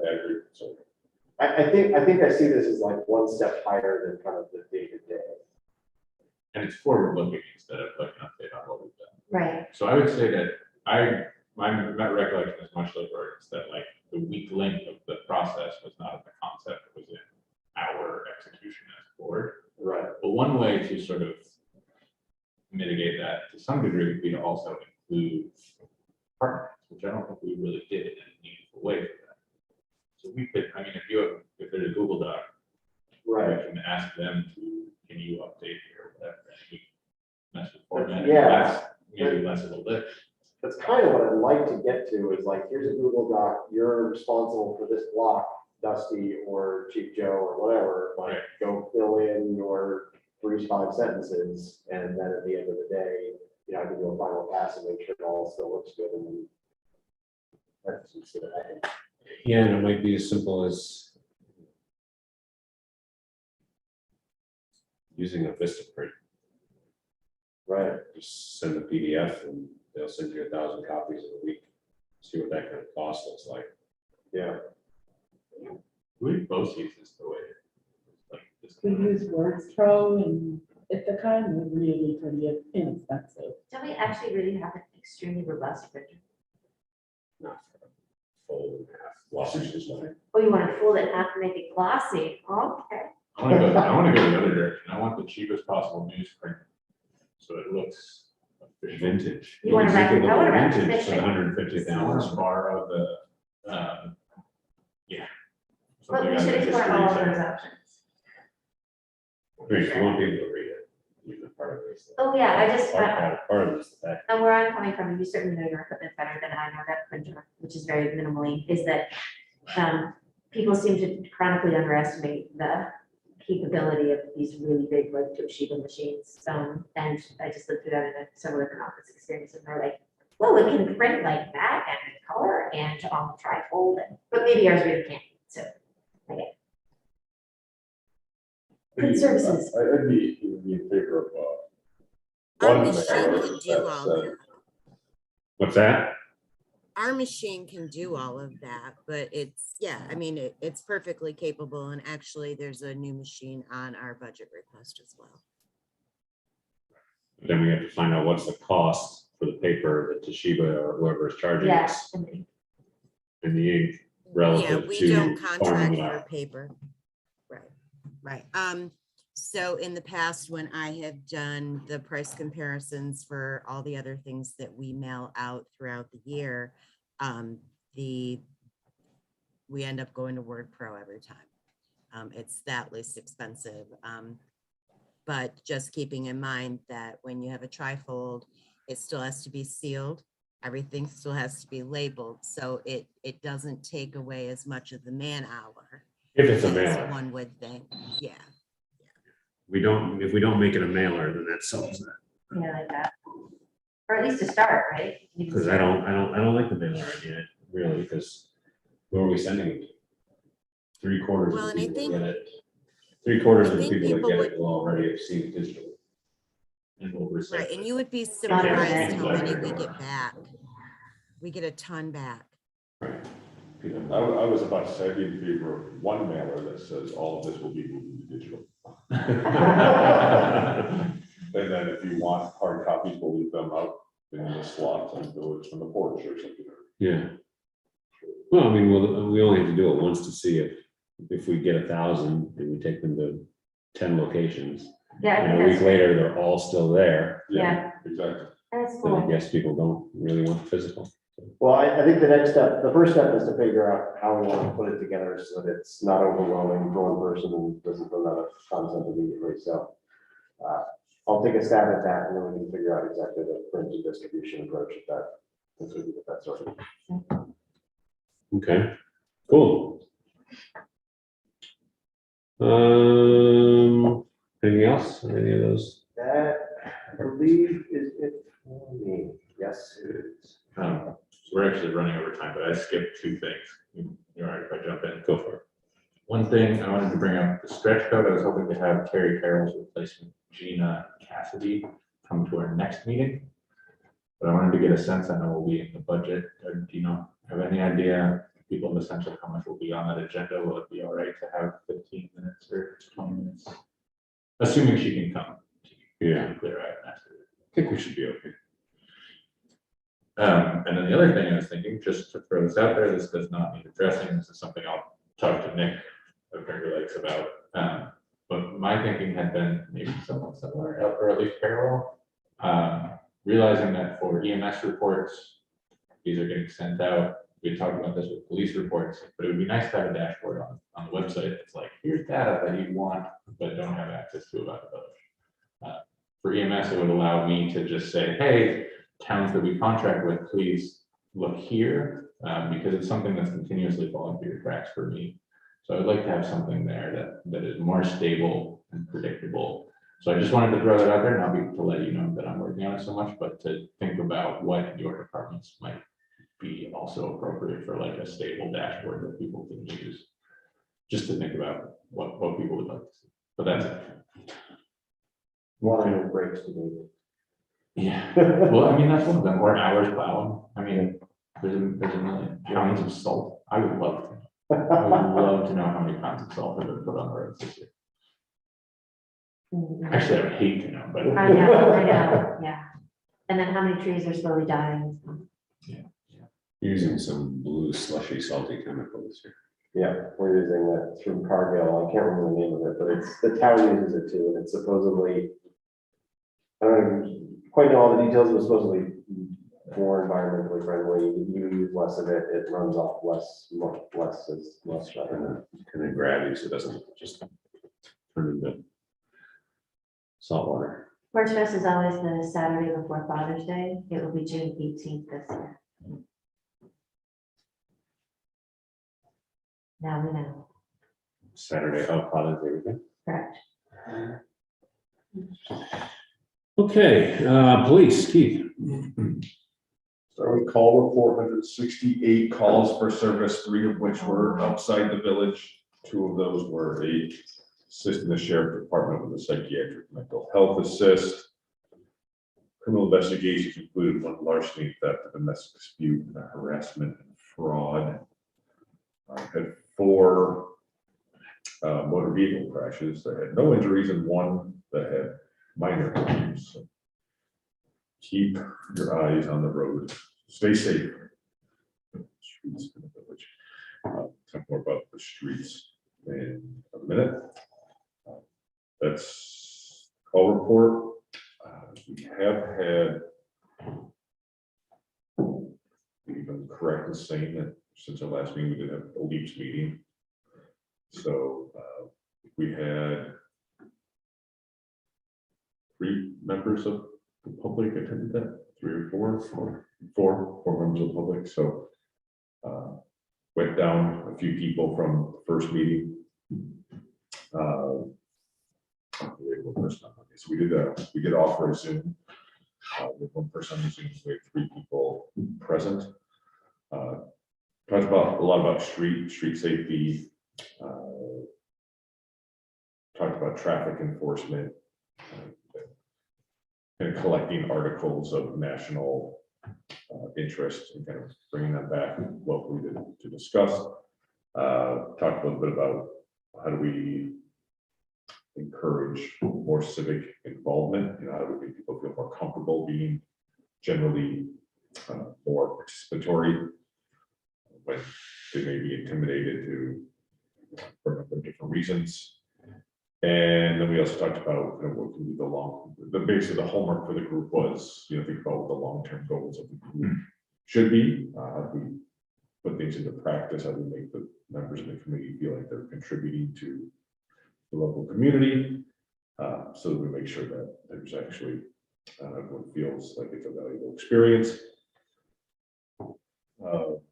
And actually, as part of or coming soon. I think I'm going to do an actual interview with Chief Nelson as my next article in the Free Press. So kind of a Q&A with him for different things. So I think that'll be interesting. We have a personnel discussion I had in the executive session. And then in the Dropbox, I put in a write-up from TCAP. Chief Nelson and I met with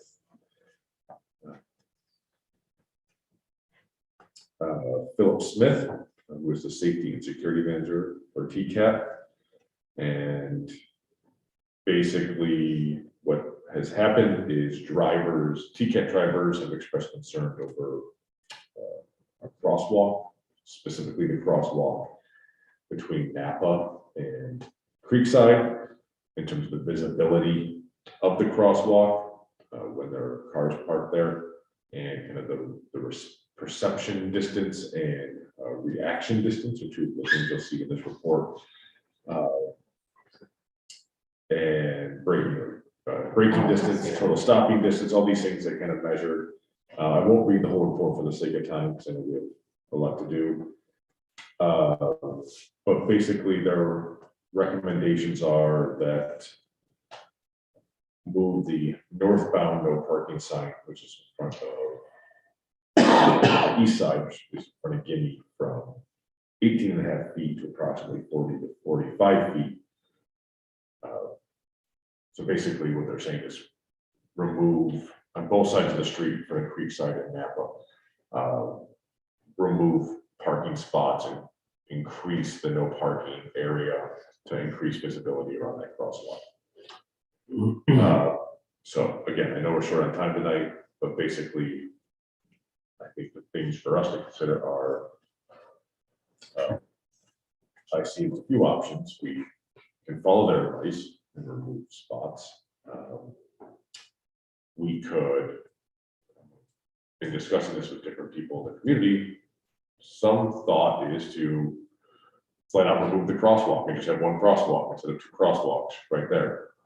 And then it's less confusing for the drivers to basically have a crosswalk and A 20 short feet distance and and a crosswalk. another crosswalk. do you just make it easier now than than the closest crosswalk to Gimme/Mini Village, where there's a lot of people congregating, is you would actually have to cross over Union Street, Union Street, which is, which isn't that far. And honestly, people are already jaywalking over to Gimme, so I don't know if that's really gonna change much anyway. Or do we just say thanks for the recommendation and maintain the status quo? This is not a new, as I mentioned before, this is not really a new discussion. I know it's been had for several years on Main Street, and parking is a premium, so it's hard, and we haven't really made a move to date. TCAT management and their drivers are concerned enough to actually study it and take pictures and write up this report. And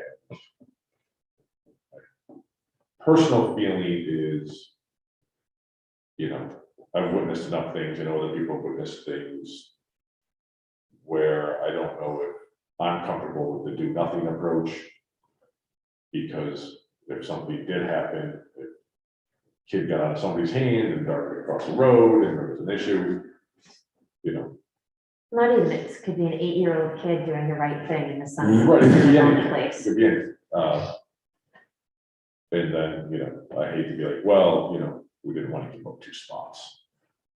Well, what is the reality of it not just, it's the state then, right? Can we say, we don't want you to paint this crosswalk anymore? We can't move a crosswalk, we can't move spots without DOT. So has DOT weighed in on this? Has this been floated? Not yet, I mean, that was discussed with Bill about that involvement might be necessary. I think if, I highly doubt DOT is gonna pull the crosswalk. They might let us pull parking spots. I do know that going back to the Main Street project, idea was hatched, and we lost, I think, 3 or 4 parking spots, and it made a huge difference down there. And part of the problem down there currently is that the way the jut out in front of Garrett's was intentionally moved out into the road because of some wacky notion that it would slow down traffic because they had more of an angle to manage. As it turns out, it just adds to the joy of the slalom, apparently. But there were at least 2 on that side, and I think 1 on the bank side that were lost to that kind of reconfiguration. I have to think that our Main Street businesses are gonna not love losing street parking. We look at the hubbub over the 15-minute parking. Where's the 15-minute parking gonna be located? So I am also in agreement that we shouldn't do nothing. But it's easy for TCAT to wander in and say, and I'll admit my bias because, the buses do tend to not make traffic better when they randomly stop. But I don't know that TCAT just kind of swooping in and saying, let's remove some parking spots, village, isn't necessarily the right approach. Can you clarify where are they recommending removing parking? I mean, I don't quite understand in front of which places. The whole. so that first, if you're traveling northbound, it's the first crosswalk right after you pass Gimme in front of Napa. Right, and they're saying in front of Napa or And across the street. and across in front of the Creekside? Yeah. Both of them, okay. It's extending those no parking. So why Creekside? If you're coming southbound, then having parking after the crosswalk doesn't affect your visibility. think this is still for the northbound traffic. They're having a hard time seeing people. Seeing If the you're, people. if you're northbound, they're having a hard time seeing people step off from the left side to walk over to Gimme. So I apparently am in the minority here because my experience in that crosswalk is that the vast majority of drivers are very safe. The vast majority of pedestrians seem to respect the situation and handle it well. I haven't, I mean, you mentioned like seeing situations and I have not seen. I mean, I can imagine it is very tight. I have a hard time pulling out in a car, but that's because I can't see traffic from. I mean, I've totally experienced it, and it's wretched. I would say, I don't even know that this is real, I would say, remove the crosswalk, move the jut out and add more parking. Put the parking spaces back that you took away to make this really scary crosswalk, and keep the one that's by the bank. Make it the Union, but I don't know that. I get to make those kinds of decisions. Not you. That would be an actual DOT project. If you're gonna start, if you're gonna cut away that jut out in front of Garrett's, that DOT would actually have to do that. They would have to approve the street design as they did for the Main Street. I mean, it's not impossible. But then It's a we would have to four-year- pay it's for a it. four-year project. Well, I mean, depends, you know, if there's grant money for it. If it coordinates with when DOT comes through and repavs 96. It adds more parking to the downtown corridor. It's not impossible. We have been on their list for a while. Yeah. We're So, we're kind of in line. One other thing I'll throw out, kind of maybe unrelated, but maybe related. In talking about parking in general in the downtown area, like it's a problem. And we had some interesting conversations as part of the comp plan. With the idea of having more parking lots that the village can either lease or have an agreement with the lot owner to kind of create more space. So the spot behind Napa is a parking lot that is, I think, generally underutilized. Could be, you know, I know we have agreements with the church and we own the one across from Gimme. Might be an opportunity there that add like a, you know, parking sign down here and do something there. So I think there are ways we could explore, maybe even unrelated to this, increasing parking opportunities down there, but yeah, that doesn't really answer what to do here per se. It could actually be, if we wanted to make a bigger deal out of it, we could wrap this into an attempted conversation with DOT about speed. Yeah, and have them weigh in on their opinion, get them on the record about what they think about crosswalk safety and parking. If what DOT says, you know, we think this curve should be straightened, and that would improve crosswalk safety and add parking spots, then that would certainly go a long way to getting, you know, state funding for something like that. So that might be one approach, rather than just asking for DOT's permission to just pull parking spots because TCAT says they think it's a good idea. Yeah, but I like the idea of using, like, here is a group that has done a study and they are concerned and About the crosswalk. what do you say to this? You kind of pass the buck a little bit to try and get them involved in the conversation, like simply go on the record. Yeah. What would your solution be there? True. And to do, TCAT does get a lot of state and federal funding, so there's certainly an agency that you think the state might respond to. Right. I would think they would respond to it, really municipalities too. Well, we can say, look, in the 2.5 years, we've got our request to do it, we now have this new report. Yeah. Like this is a sense, this could be a sense of urgency.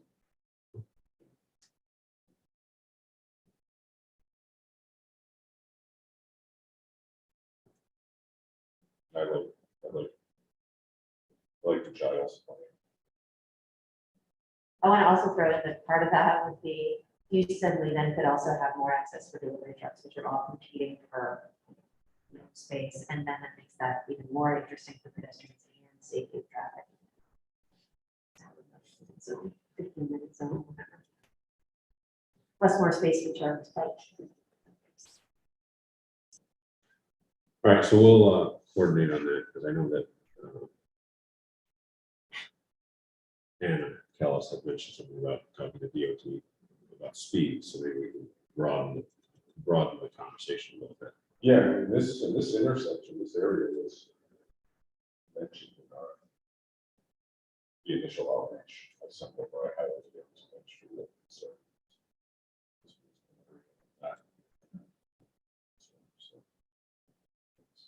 it's not really changing the scope of what we've already asked for. Okay. That's it for me. Very good. Treasurer Vicky. The first thing I have is I have some budget modifications in the Dropbox that I'd like the board to approve that have to do with the audit that Dwayne was speaking of tonight, that he requests to be done with the journal entries that I need to do. Get done.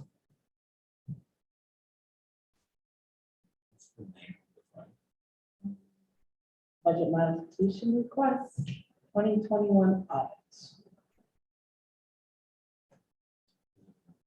It's in Excel. Yes. Doing CVs. Yes. All right, then I would entertain a motion to approve the budget modification requests as presented and reviewed by our auditor. So, Second. Discussion, question. We'll just not see. I'm Oh, happy is to have put my favorite Vicky away, but it's near the bottom on mine. It's, I don't know if that's the way it appears. That's work from the bottom of my box. After the agenda packet. Budget mod rec. Modified 130.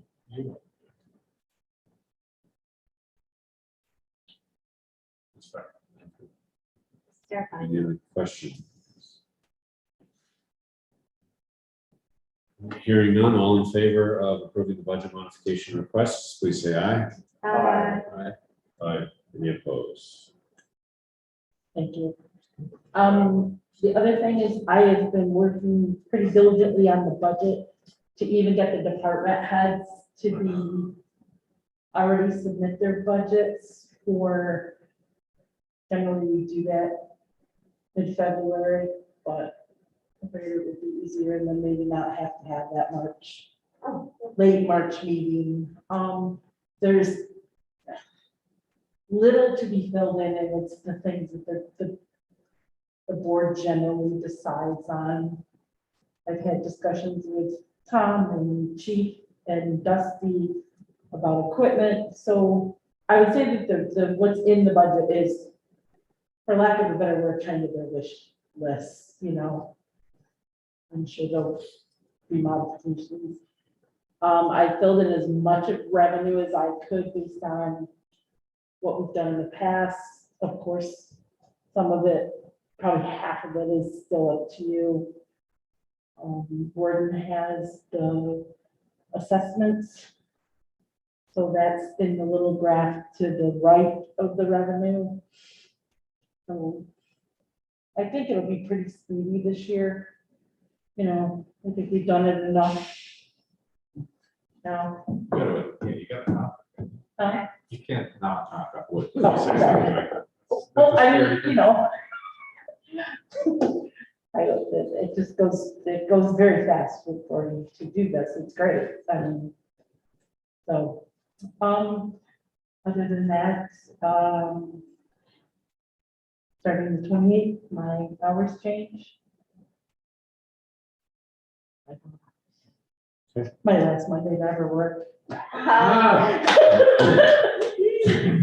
don't know. I mean, you If we know. were really mean, we would have, had it be February 29th. Right.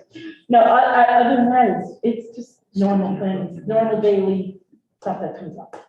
Trying to get, you know, Joel in that mode. So, you know, things are moving. Any questions for Vicky?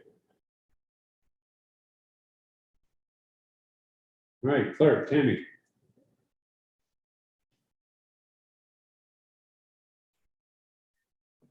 Hi, everyone. So besides the regular stuff I usually report on, water and billing, sewer, billing, and that type of stuff, tax searches. So I thought I'd just give you an update on the payroll system. We changed payroll companies back, I think you'll remember, November, to AccuData. And I have to say, so we just finished our 4th month with them. It has been going really, really well. I am super impressed with the product. The tech support has been second to none. There's been a couple of errors, but it's been punching errors for the most part. I did sit down with Joel Fay for just a little bit last week on the phone to talk about maybe some of the issues that he thought personnel were having punching in and out. And what it comes down to, the frustration comes from folks using their phone and the desktop in the office. And when they switch back and forth, it's a security thing. So we were having some issues with that, but I think everybody's back on board, understanding that once they put their credentials in a desktop or a laptop, if they go to use another device, it goes through another security setting, as I would hope that it would. So that seems to have alleviated a couple of frustrations with punching in and out. But other than that, I think the program, and I hope Vicki will agree, has been without a lot of bumps and was kind of a seamless transition. And this company is really great to work with. So for that, I'm thankful. The other thing that's changed is we now have a new AFLAC rep. I'm super excited to work with Jackie. I've talked with her several times over the last couple of weeks, and she knows her stuff. She seems to be on top of everything, unlike the service we were getting with our last rep. So that's going really well. Two, I'm working on some retirement things. I'm doing some audits and printing some reports that I'm going to be sending to you probably early next week. Just kind of going through and making sure everybody's membership dates and stuff are correct and that everything has been reported. We've had a couple issues that seem to be related to when we changed retirement plans through New York State for our police and fire. But I think I've resolved all of those, and I think everybody's in good shape now. And I guess that really is about it, unless someone has questions. Any questions, Tammy?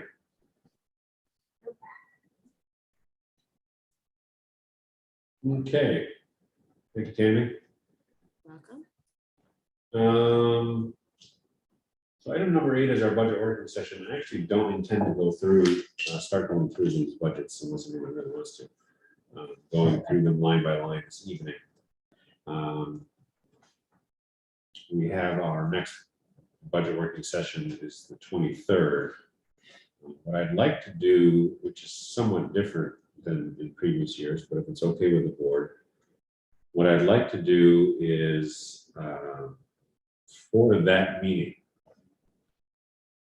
have, and I'll work with Vicki on this, have kind of an executive budget presentation where we fill in all the lines and then highlight the ones where I think that there's either there is discretion or I think we need to have a conversation. Okay. Particularly on the revenue side, the only one really that will have any kind of decision making is our estimate of next year's sales tax, because we budgeted 395,000 for sales tax for the year ending May 31 of 22. We're on pace to come in around between 450 and 460. So the sales tax numbers have been much higher than expected. So the question then becomes, how aggressive do we want to be in predicting and or assuming what next year's sales tax are going to look like relative to the year we're in? Do we keep it in years past? We might say, well, we'll give it a 3% bump, or we'll keep it the same because it was very high. Is there, with supply chain issues and inflation and all that stuff, do we consider reducing the sales tax number from where it looks like it will finish. But it will nevertheless be an increase over what we budgeted for this year. So that's the kind of consideration we have to think about. Assessments for our purposes, the village was reassessed this spring. The increase is, according to Jay Franklin at Tompkins County Assessment, is the largest assessment increase he's ever seen in his tenure. However, that will not be effective until June, which is after our tax bills go out. So school taxes and the January county and town tax bill will be based on the new assessment.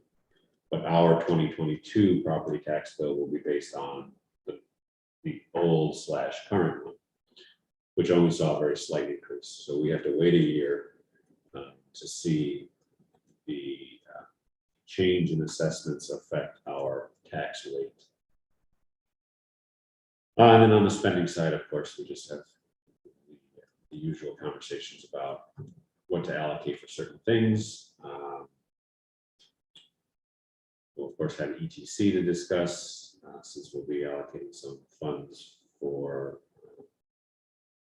taking care of T-Bird through ETC. So that's my recommendation, or my offer for everyone's consideration, is to see if we can't have most of the budget completed by the end of the night on the 23rd. I don't think there's a reason we can't. If that sounds good.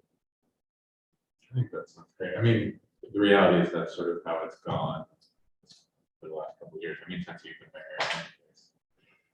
And I think embracing that. Yeah, I mean, we've always kind of historically tried to break it up into chunks, we'll do revenue tonight, expenses next time. Maybe we'll just. Okay, so that means I need to have hard numbers about banners and snowflakes and any decorations by next week. Not necessarily. So what's in here, one big thing I have to talk about is how we account for the ARPA money. So the ARPA money is revenue. The money we received last whatever it was, June, July, August, September timeframe is revenue in the year we're in.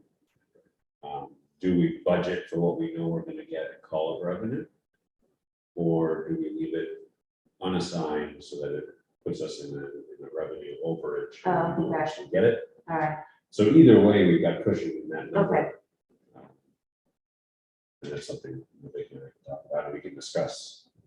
And there's an argument to be made, I think, strictly speaking, from an accounting standpoint, if you know you're getting revenue, you should count it. But the way the ARPA rules were disseminated, we kind of have an after the fact decision of how to allocate it. Okay. So I might be leaning against including it as a revenue line for next year until it actually comes in and we over budget for revenue. That makes sense. Then I'm gonna target on having over easy numbers, not too sunny side up. Do you know what they cost before? So I have some questions in this for you, and I'll either email or we'll sit down. I actually passed the numbers for January, done by the, hopefully by the end of the week. So these balances will be better, that, Yeah, he said he doesn't really like. it'll be good to see them, but Okay. that's why I Yeah. want to get the actual sales tax checks. I'll do that. Just add them up, right? Yeah, okay.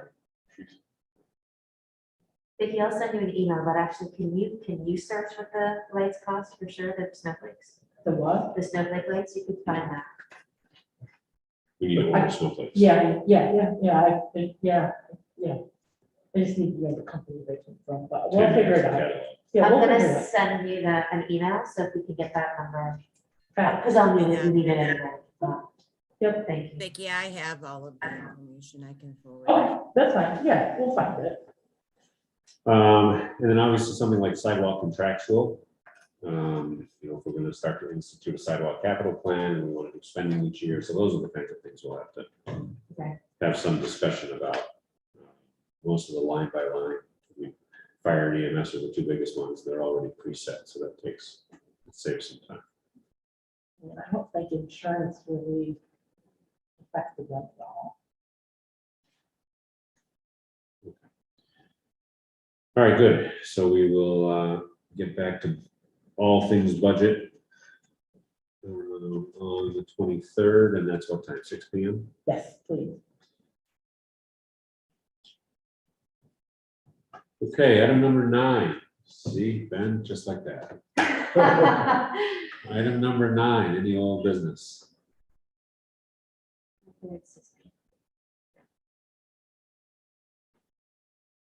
If there's no old business, we'll move on to item number 10, which is new business. I would like to introduce, which does not require a resolution, but we'd like to formally introduce our tax cap override law, which would be local law 1 of 2022. And set the public hearing date for that. So in the Dropbox is the tax cap override law, same as every year, gives us the ability to institute a levy, which is over and above our tax cap, should that be necessary. And I would suggest, if there's no objections, that we hold a public hearing for it at our March meeting, which will be March the 14th.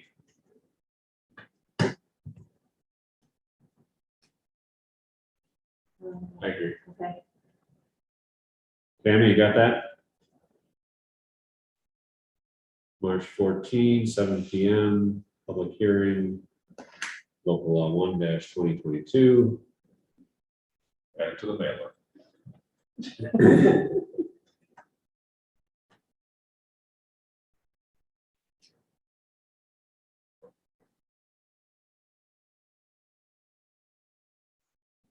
Hey.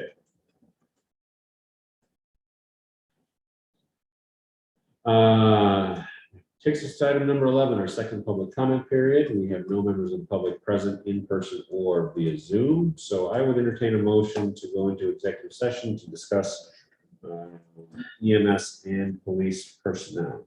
So moved. All in favor? Uh, Give 1 second, stop the recording in the live stream.